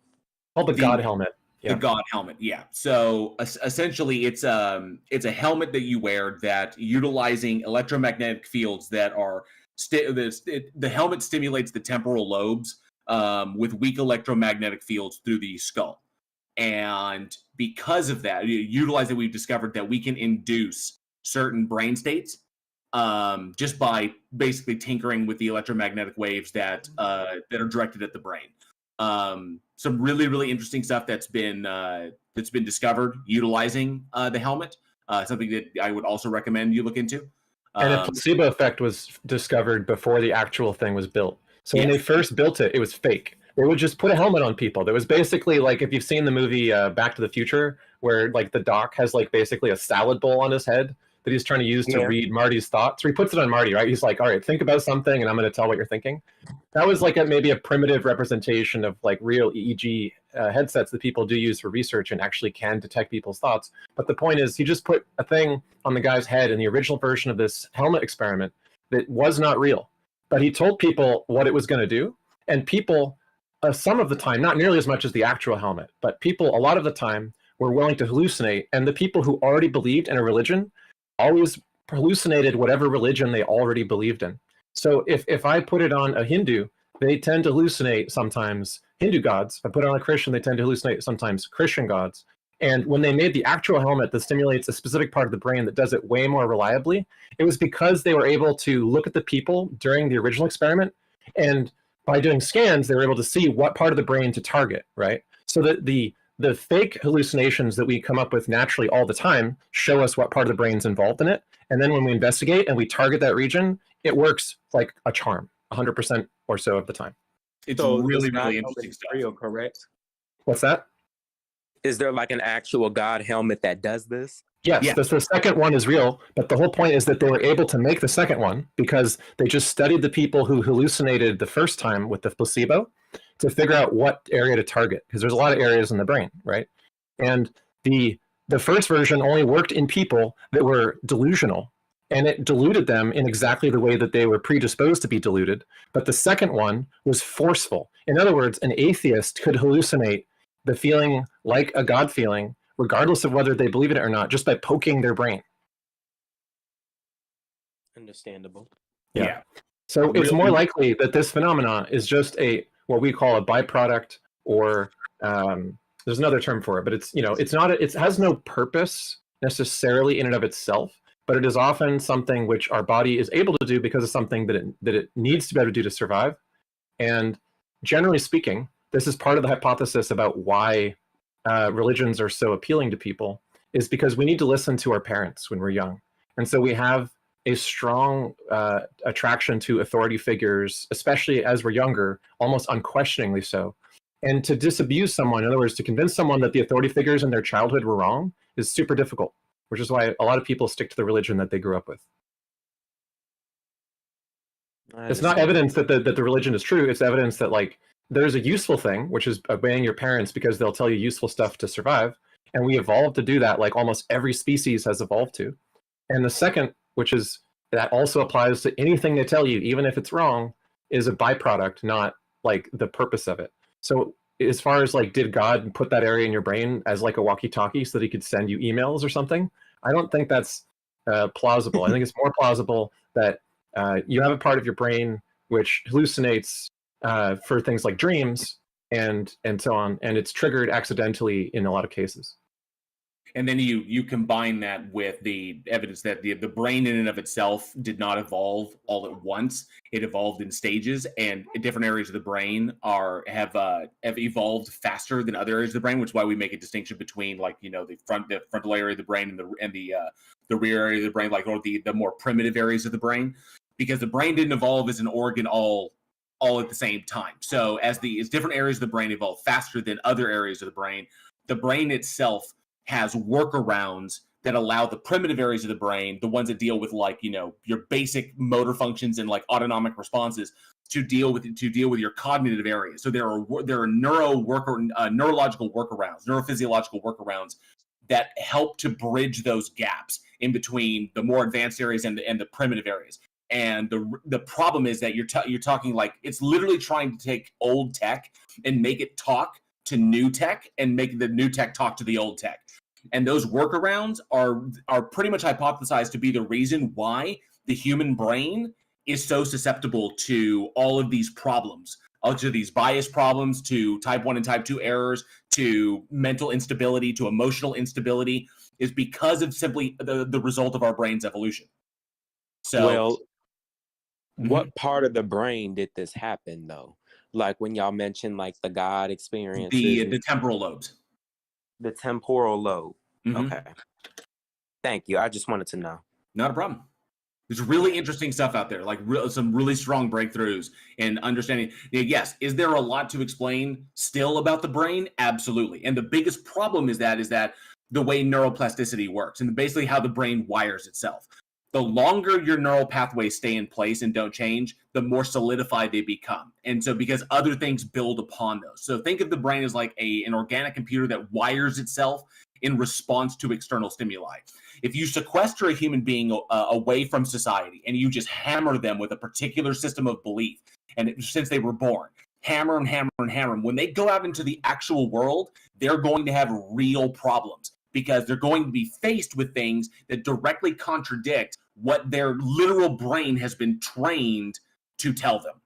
So that's why that's problematic. Well, that's why it works so well in children, is because you get children into church early on when their brains are still developing, and you get those neural pathways to form in a way that justifies or draws a connection between the authoritarian relationship they have with their parents and how they need to trust their parents, and that this thing exists, like a God exists, and you drill that into them at a young age, it'll be much, much harder to break them of that when they're adults, which is why children raised in atheistic societies that don't pressure children to believe these things, when they become adults, it's virtually impossible to make them believe that, because their systems of evidence, what is necessary for evidence, become too insurmountable for the religious claims to overcome.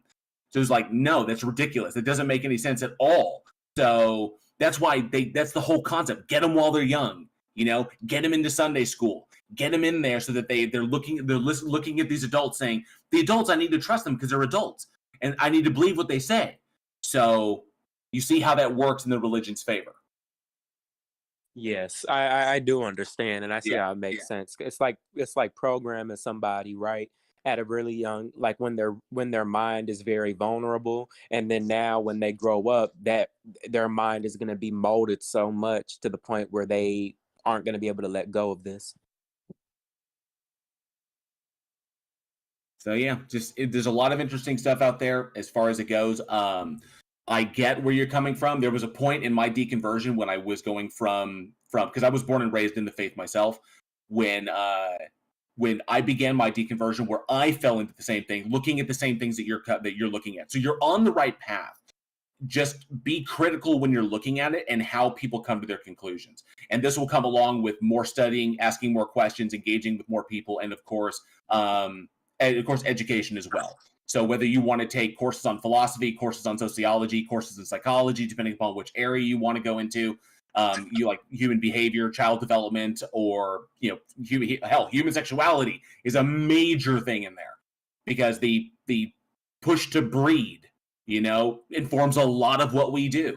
And so when you go into these fields and you start really learning them, you spend some real quality time with the SEP, then or the DSM-5, stuff like this, then I think you're going to come away with a lot better understanding of how people come to these conclusions and why they need them to be real. Yeah, I understand. Did you have anything you someone to talk about? I think that's it. I had a lovely conversation with you guys. Thank you. Also, I think you sound very much like the guy from South Park. Or is it Family Guy? You're thinking of Cleveland? Yes. Cleveland. I think you're the guy who told me that. No, that was me, but oh, you nasty. You're in holy cow. Wow. You're in Obsidian, right? In Obsidian, what's that? Oh, never mind. Never mind. I'm wrong. I might be wrong. I thought you were someone else I was playing a game with. Oh. Carrot. Anyway, we really enjoyed the conversation with you too. Thank you very much. Yes, thank you guys. You guys have a nice day. You too. Feel free to come back again in the future. Okay. Yes. All right, we've got a special guest coming up next. One of J.L. Warren's favorite interlocutors of all time. I bet he even could guess who it is. You want to guess who it is? It's one of two. Otangelo. It's either Otangelo or it's Jason the Worm Guy. It's with the worms today. It's the worm guy. I knew it. Like Jerry Springer. We've got someone backstage who's very excited to see you. Yes, bring on the mind controlling worms. So I invited you up. In the Discord chat, we've also mentioned Oprah Winfrey giving away free cars and Maury Povich. Like the only one we're missing is Jerry Springer, but we'll cover final thoughts at the end. That kind of hints at him anyway. I think Jason might be AFK, so I'll pull up Aaron Yes because they're next. I'm sure Jason. Our polygraph technician gave you the test, and they have determined that the mind controlling worms are not the father. Oh! Hello, Aaron. Yes. How are you? Thank you for joining us, and feel free to correct me if I said your name incorrectly. You guys, can you hear me? Yes. Yes, sir. Good. So I have an argument for the imitation of the Quran. Like the Quran made an argument to imitate single chapter like it. Have you read Thus Spake Zarathustra by Nietzsche? No. Okay, so I had a friend who was sort of like leaning towards theism because he was spending a lot of time with his parents, and his parents are very religious. And one of the things that he told me about why he liked the Bible and wanted to believe in it is he said that it sounded really good, and it sounded different than every other kind of thing that he had read, and it made it sound like it must be true. Now, the Quran makes these claims. The Quran says that it is poetry beyond compare. And the Quran, exactly. Right? Yes. Okay, so the Quran makes these claims of being very, very special. No, but the Bible has many contradictions, and even the books contradict each other. Okay. So it's not even the same. The poetry, so the Bible even the Bible doesn't. Okay, go ahead. I was going to say, Thus Spake Zarathustra contains no internal contradictions, and its language is very biblically inspired or similar. And when I read it out loud to my friend, it sounded just as impressive, and it was just as made up by its author, Nietzsche, for the purpose expressly of demonstrating that it's very easy to take a tone that sounds very impressive and very authoritative by claiming to be the voice of God or wisdom or whatever. And it's nothing new. But what you said doesn't give the argument. Like, for example, it doesn't say if you... Yes. I want you to give me an objective standard to evaluate what qualifies as an imitation which would pass your test.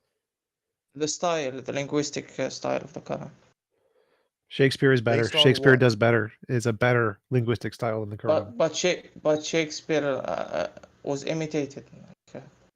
There is some study on Google that show he was imitated. You can search Kind of anonymous. a fan of George R.R. Martin. Well, so it doesn't matter if other people can copy the style. People can copy the style in the Quran and imitate that. They've done that a lot. So No, but they didn't. They do. They did. One has. Yeah, they did. They do all the time. It's just that No. Muslims like yourself won't accept it from a No, presuppositional lens, okay. and you execute people for doing that. So don't bring No. this argument to the I will table give you an if you're not even example. going to back it up. This is ridiculous. I will give you an example. Someone made an imitation of the Quran, and it called the True Furqan. So the guy was so bad, and we gave him platform. So it looks nothing like the Quran, but we gave him platform. You can search. He debated one of the most popular Muslim guy named I forgot his name, but you can search True Furqan debate. The We Quran give has been platform imitated. to people. The Quran is not very good. It's not pretty. It's not beautiful. There are much more beautiful, pretty books. It doesn't matter whether or not It's people not. can imitate them. It's not. Okay. It's not about it's pretty or not. It's about the linguistic style. That's the I same have a thing. question. That's the So same why thing. do you think that this argument, even if let's just grant, let's say that there was only one work of literature in the entire world which could never be imitated, and it was the Quran, right? Yes. Why would that have any importance whatsoever just because it says that it has importance? Like, what is convincing? I've never understood the appeal of this when Muslims state this.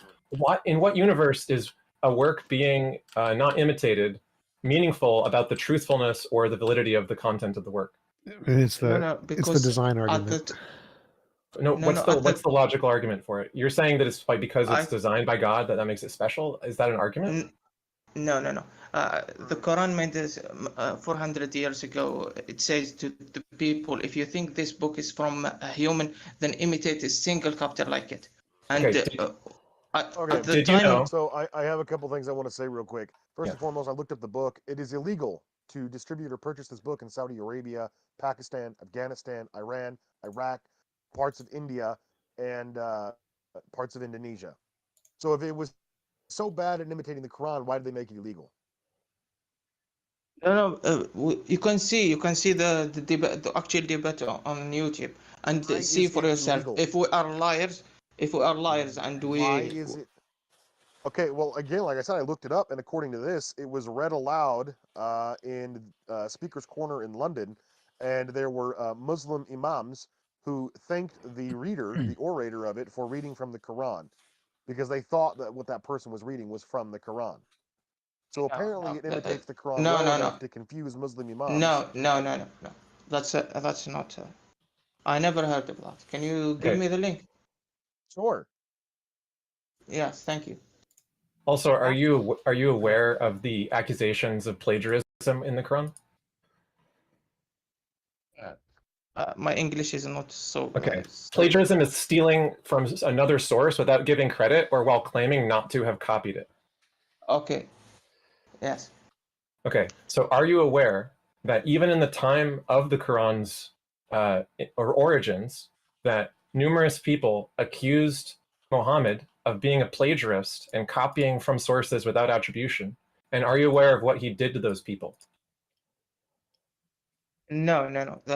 I'm aware of that, but he didn't do what he did to people. Can you elaborate? He executed them after they No. criticized him for being a plagiarist. So the No, point is, that's the not- idea that this no, book no. is unimitatable is laughable on its face, because it No, is no, no. widely apparent when you look at the Quran that it lifts wholesale huge passages from the Old Testament while making laughable mistakes that are like consistent with someone who is doing a shoddy copying job. And then to justify itself, it makes the claim that all these copies from the Old Testament are the true copies and the original ones are mistaken and corrupted to cover its tracks, because anyone can see the number of passages lifted, including like specific wordings and lines lifted from the Old Testament. No, I will say what I have read the biography of the prophet. That's not true. I can assure you that's not true. Have you ever He never read executed. the Furqan? No, I saw the debate. Oh, holy! So you're coming in here telling us that this was a failed attempt at imitating the Quran, and you've never even read it? I saw the debate. You can saw the debate and judge yourself. It's very clear. Like, the quality of an imitation is subjective to the person who's reading it. So if you've never read it, what gives you the authority to tell us it's a bad imitation? I can find other sources to say it's a good imitation. No. It has a very bad linguistic errors. In the debate, he exposed them. There are also linguistic errors in the earliest parts of the Quran, or the earlier copies of the Quran. Like, language changes over time. No, there is only one copy of the Quran. What do you mean by language error? What is that? What is the standard of a linguistic error? You know, the modern Quran was like a grammar error. It was like so obvious. A grammatical error? Yes. In what language?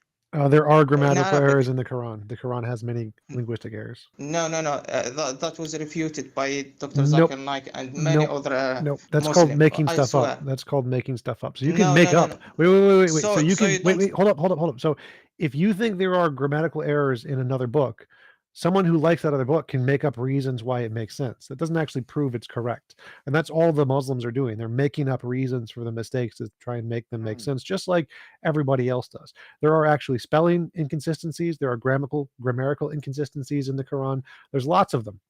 You can just go to the spelling inconsistencies in the Quran Wikipedia page, and they list about 50 of them. I know Arabic. I speak Arabic. Okay. And I can tell you that you don't know Arabic and you trust those people. These are academics who speak Arabic, who the write moment the they language. start doing the you don't speak Arabic argument, there's no point in listening to them after that. No, because he said, for example, like he said, there is a grammatical error in the Quran, and I know Arabic. No, there is not. I said it was refuted by Dr. Zakir Naik. Hold on. Surah 2730 has a mistake. Surah 1141 has a mistake. Surah 2094 has a grammatical mistake. Surah 7 Can you please watch the refutation? Yeah, sure. Please watch the refutation by Dr. Zakir Naik? He's wrong. He's an idiot. He's making stuff up. He doesn't know. He's not qualified. I see your point. So you're saying that it's not a mistake because I can make stuff up. So yeah, academic professionals show these are mistakes in the Quran. Zacharias, one sec. He is making stuff up. You do not get to, like, all apologists do this. What they do is they say, here's a mistake in our holy book. Well, let's make up a reason why it's not a mistake. That's just called apologetics. It's not rational. There are mistakes in the Quran. Problem debunked. Spelling inconsistencies in the Quran. I just posted a link in the group chat. Could you guys post it in whatever chat is associated with this word? I'm on it. I'm taking care of that. Good. So here's your proof. So here are your proofs that we've just posted your proofs. That here are spelling mistakes in the Quran. So you gave me the proof, and you don't watch. You don't even see the refutation by. No. I have seen those. He's wrong. He is incorrect. He is making stuff up. Wiki Islam. That's funny. That's so funny. I can't believe it that you gave me from Wiki Islam. Aaron, yes. Can you explain why he's correct? Or is it just that you watch certain people, they fit your narrative, and therefore you're now advocating that they're right? Because you're criticizing a book you haven't read. You're criticizing TJump on errors in the Quran, which you say that he gave me from Wiki Islam. Hold on. Okay. He has to watch someone else's video, not yours, someone else's video, because they are right. If you come here and if you make a point, then make your own point. Don't ask us to watch other people's videos because those are irrelevant to this stage. If you want to criticize a book, make sure that you read the book before you criticize it. And then you can come to us with the points that you found in that book that you think are wrong. All you've been doing so far is telling us that you apparently worship people who tell you what you need to believe. No, they don't tell me. I swear to you. Yes, Aaron, have you read the Quran? Of course, yes. So if I were to read a couple of passages from the Quran mixed in with passages from the Furqan, do you think you'd be able to tell the difference? Yes. Can you do it? I'm gonna read in three Arabic. passages, and you. In Arabic. I can't read in Arabic. Because I memorize the Quran in Arabic. That's how I read Arabic. I don't speak English, as you can see. I'm trying very hard. I appreciate you being able to speak multiple languages. And I think other atheists always find the error. But the Arabic apologetic always comes off odd because it seems to be like we must speak this one specific language from this, at least forming and in this one specific time period for us to understand this prophet's message. Doesn't it seem weird? Kind of like should be God being able to speak in multiple languages or something even divine, something much more above us. Why wouldn't it be given in the most common language? Can I respond? So, can I respond? Okay. Go for it. So, thank you. So the problem is it's not about people. I said like do the research. Like for example, do the research. You don't have to speak the Arabic language. You can do the research. You can do the research for yourself. There is some very good academic that said that the Quran can't be imitated, and they don't even they are not even Muslims. Sure, but there are contradictions in the Quran, just like there are in the Bible, and I would say it's much deeper problems. Is it okay to drink alcohol? Was Pharaoh drowned or saved? What was man created from? Is Allah merciful? How many angels fought for Muhammad? All of these have multiple answers. Can you give me one of them? The best one you got. Sure. We'll go with how many angels fought with Muhammad when thou dost say unto believers, it is not sufficient for you to say your Lord should support you with 3,000 angels sent down. Allah ordained this only as a message for good cheer for you. We'll go over to 1,000. When ye sought help out for your Lord, he answered, saying, I will help you with 1,000s of angels. 1,000 of the angels, rank. Allah appointed it only as good tidings. How is that a contradiction? We can't see angels. We believe in angels. Every Muslim believes in angels. There's 1,000 and there's 3,000. There's two different numbers. Can you give me the verse so that I look at it up? Sure. It is. Thank you. From and if Surah you want 3, 124 to 126, then the 1,000 is from 8, passage 9 through 10. What's the capital? Can you repeat? It's from the family of Uraman, Imran 3. So 124. Can you post the link so that it will be quick? The link.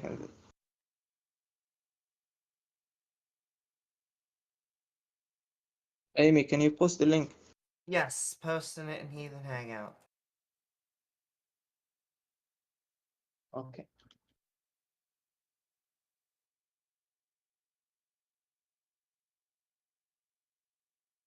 And there's like 30 or 30 plus that we could go into onto these. Mine, I guess what I was trying to say is you have, in my opinion, you have much deeper problems than linguistic or poetry. The Quran retcons a lot of the Old Testament and Torah, basically the parts that we know don't exist. Which one should I? There are too many. Which one should I? Well, I was just that one very specifically was just about soldiers that sent, but there's a whole bunch. I mean, like, what were humans created from? If you ask Allah, water, a clot, clay, mud, mirror, That's earth, by dust. scientific. Yes, by scientific facts say that that's true.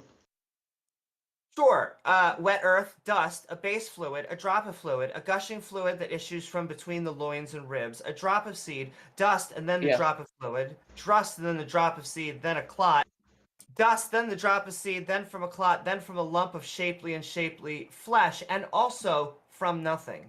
But besides that, you know, that's what that's considered a scientific miracle. Which part of that? Like 17 different things there. I can give you the link. 1 second. Just give me 1 second. Which one?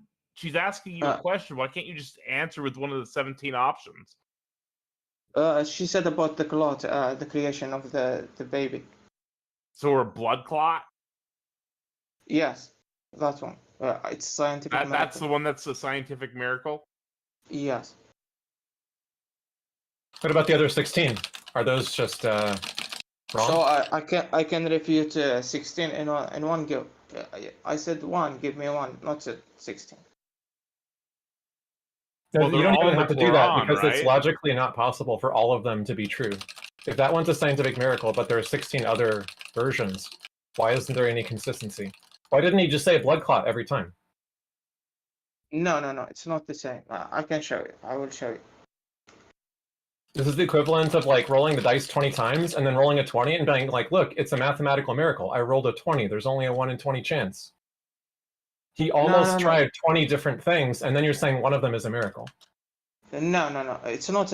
All of them are true. According to us, all of them are true. And according to they're contradictory, so we know it's false. No, we know that the Quran is false then, right? No, they are not contradictory. What are the contradictions?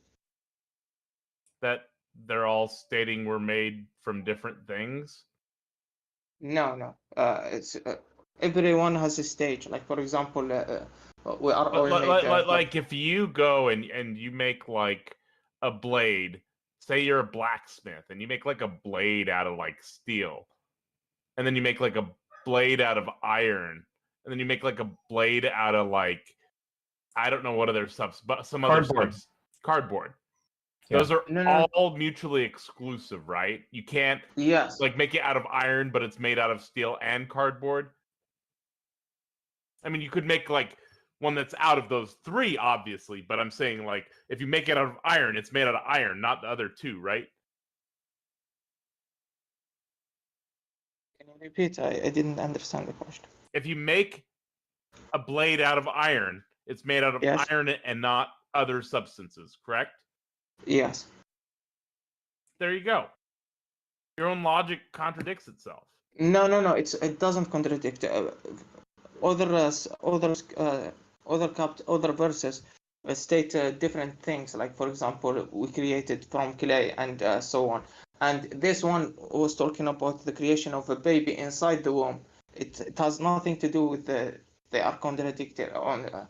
It's different stages. So what stages are we a clot? I can show you. Here is a link. He gives some.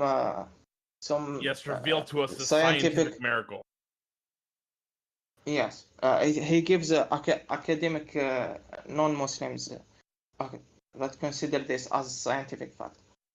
Now, if another religion was to provide a scientific miracle that was revealed by science to be true, would that be evidence against your religion?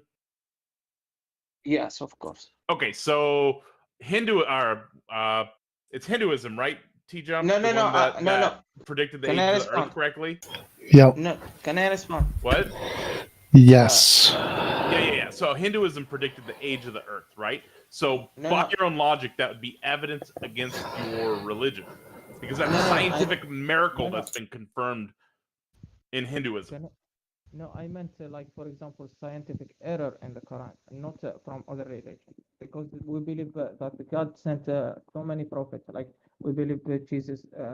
we can't hear you. You changed. There you go. Keep going. No, there's something happening with your microphone being muffled. Okay now. You're super quiet. Did you change your microphone? 1 sec. Can you hear me? Yep, that's I can hear you better. now, but it's been going in and out. So whatever you can do, try to make it consistent. Okay.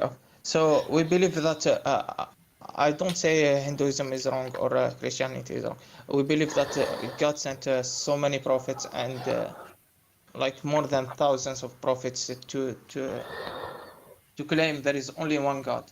And as you can see in the Quran, it claims that Moses and Jesus are sent from the same God. So it has nothing to do with saying, like, for example, That's fine. contradicting or. So there's 200 scientific errors in the Quran. Again, geocentrism, setting in the rising place of the sun, the earth and the heavens created in 6 days, earth created before the stars. Can you give me one? No. Earth created before the stars. That's not even sign. Is that the best one you got? Well, I have 100 of them. They all disprove the Quran. So let me go. No. Give me the best one you got. Earth created before the stars. Go for it. In that verse, it says that the earth didn't create before stars because it says the word wa. The word. It's not the letter wa. It means, like, for example. Nope, it says the earth was created before the stars. Like, you doing semantic jumping does not change that. This is a fact. This is a known fact in all academia. You disagreeing doesn't make it not a known fact. Can you give me he the didn't name? even ask you the verse, right? Like when he was debating Amy, he asked for the verse, to be honest. No, I know. Just, saying he knows what you're talking about. I know what he's talking about because it was refuted by many Muslims. Can you give me the verse so that I can clarify? It contradicts 41:12, 37:6, 41:11, and 41:9. Can you repeat first one? 41:9 through 12 and 37:6. Okay.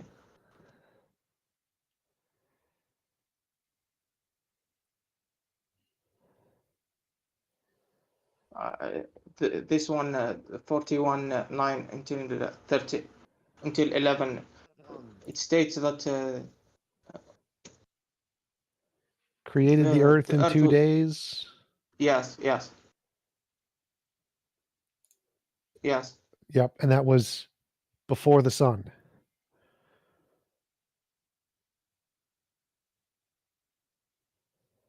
So the stars and things are 41:12. They're after this. The earth is in 41:9.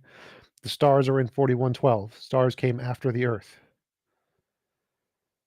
Yes. So it says ثم استوى إلى السماء وهي دخان. So it says then he turned it toward the heavens when it was still smoke. So the heavens still exist in here. What's the problem?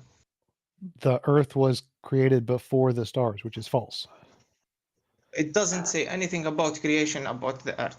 Nothing about the creation. About Quran 9 specifically says, "He who verily created the earth in 2 days."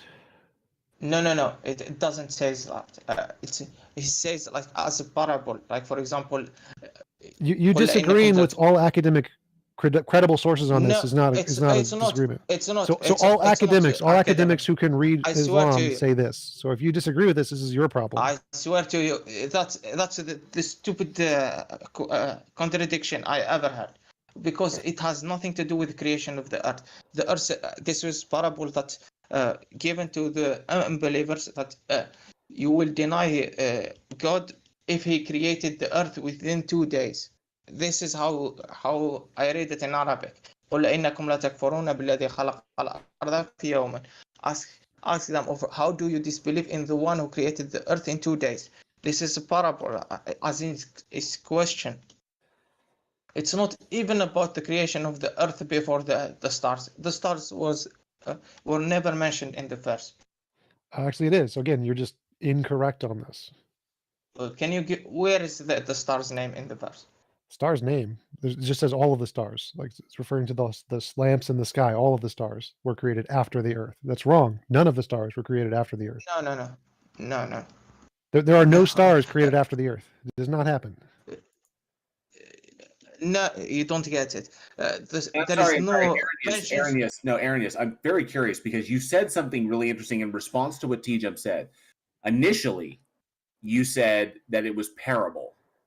Yes, it is parable. The first one who great, said great. about Well, Aaron, hang on a second. If it's parable, then that means that essentially it can be kind of interpreted in a myriad ways. But how are you able to? By what methodology are you able to determine what in the Quran is parable and what is legitimate fact? Because of the قل إنكم in Arabic قل إنكم لتكفرون. He's telling them as in it's a parable. The word here قل إنكم it uses for parable.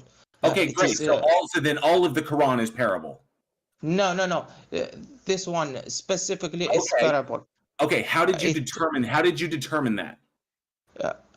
Can you see the word إنكم قل إنكم? It refers to who do you need? But the verse itself doesn't say that what it's saying is a parable. It doesn't say this is a parable and it gives you the parable, or it doesn't say this is the claim and that's a parable. It doesn't say that. You are interpreting it as that because it does not reflect. No, Aaron, you are interpreting it as that because it doesn't reflect what we know in reality. Can you read the Sahih International? Can you please read the Sahih International of the Quran? If I'm a liar, then can you read it, please? Aaron. Sahih International of the. Yes, thank you. I'm sending you 3 Arabic passages. You tell me which one is the Furqan. Please, can you stick to this one? Then we move on to the next one, so that I refute this one. Well, whatever reason you need to accept my friend request because apparently we're not friends anymore for whatever mysterious reason. Okay, sure. Ultimately, I don't know how far we're going to get with just trying to do with cherry picking various translations of the Quran, especially if he's going to appeal to Arabic, in which Arabic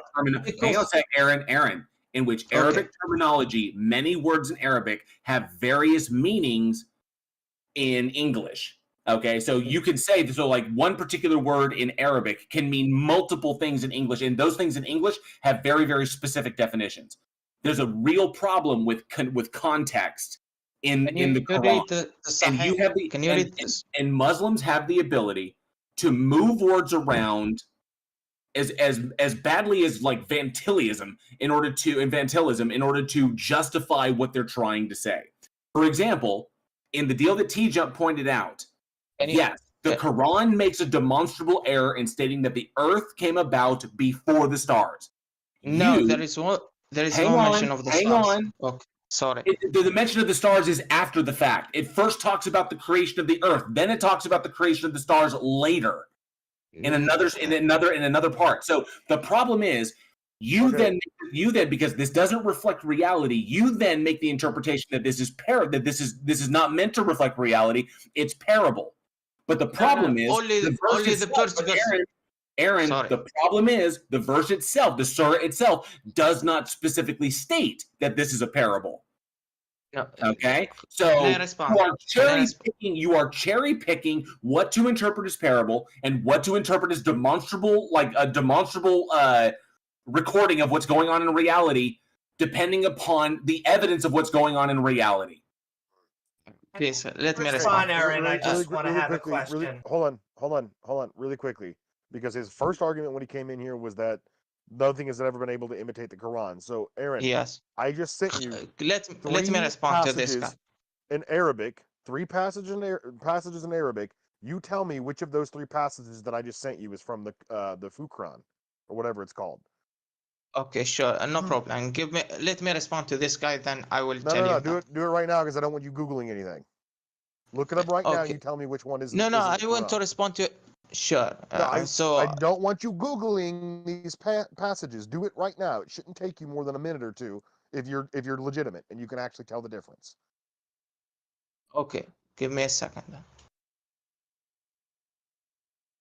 I would link these passages. I'm gonna drop them into our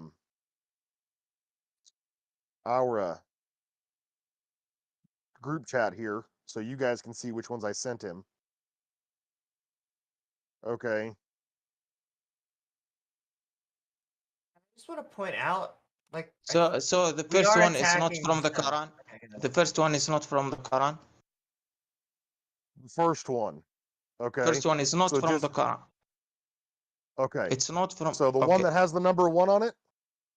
It's not from the Quran. Yes. That's from Quran Surah 56.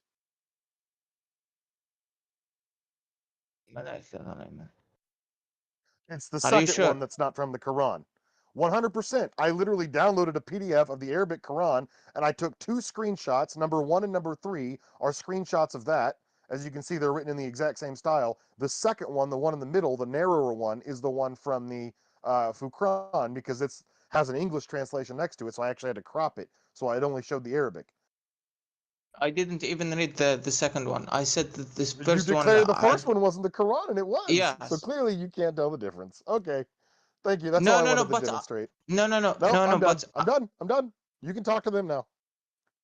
No, And I don't think but- we're gonna get very far just No, like no. trying to hash out individual Just things. let like me respond, man. Just 1 second. The Afterwards, first one I I am said gonna it's ask my not from the Quran. I never read this one before. I swear to you, I never read this one before. I read the Quran all the time, but I never read this one before. I don't know which verse, which chapter this one is. So that's why I said it's not from the Quran. I swear to you, that's the only reason. So it can Didn't be you say imitated. You had can't it tell the memorized difference. in Arabic at the start of this No, conversation? but I'm I'm almost not certain you said you had it memorized. Yes, I memorized some. Every Muslim should memorize part of the Quran, but not. Should Heathen Hangout for the moving the goalpost gif I'm about to post? So yeah, so you can't tell the difference. That's kind of the point. Is it can be Yeah. imitated. You can't tell the difference. Quran debunked. But it's 2:00. I gotta go. Thanks for having Thanks me. for on, joining us, guys. TJump. Peace out. TJump. Take it easy, TJump. TJump, like and subscribe go- on his channel.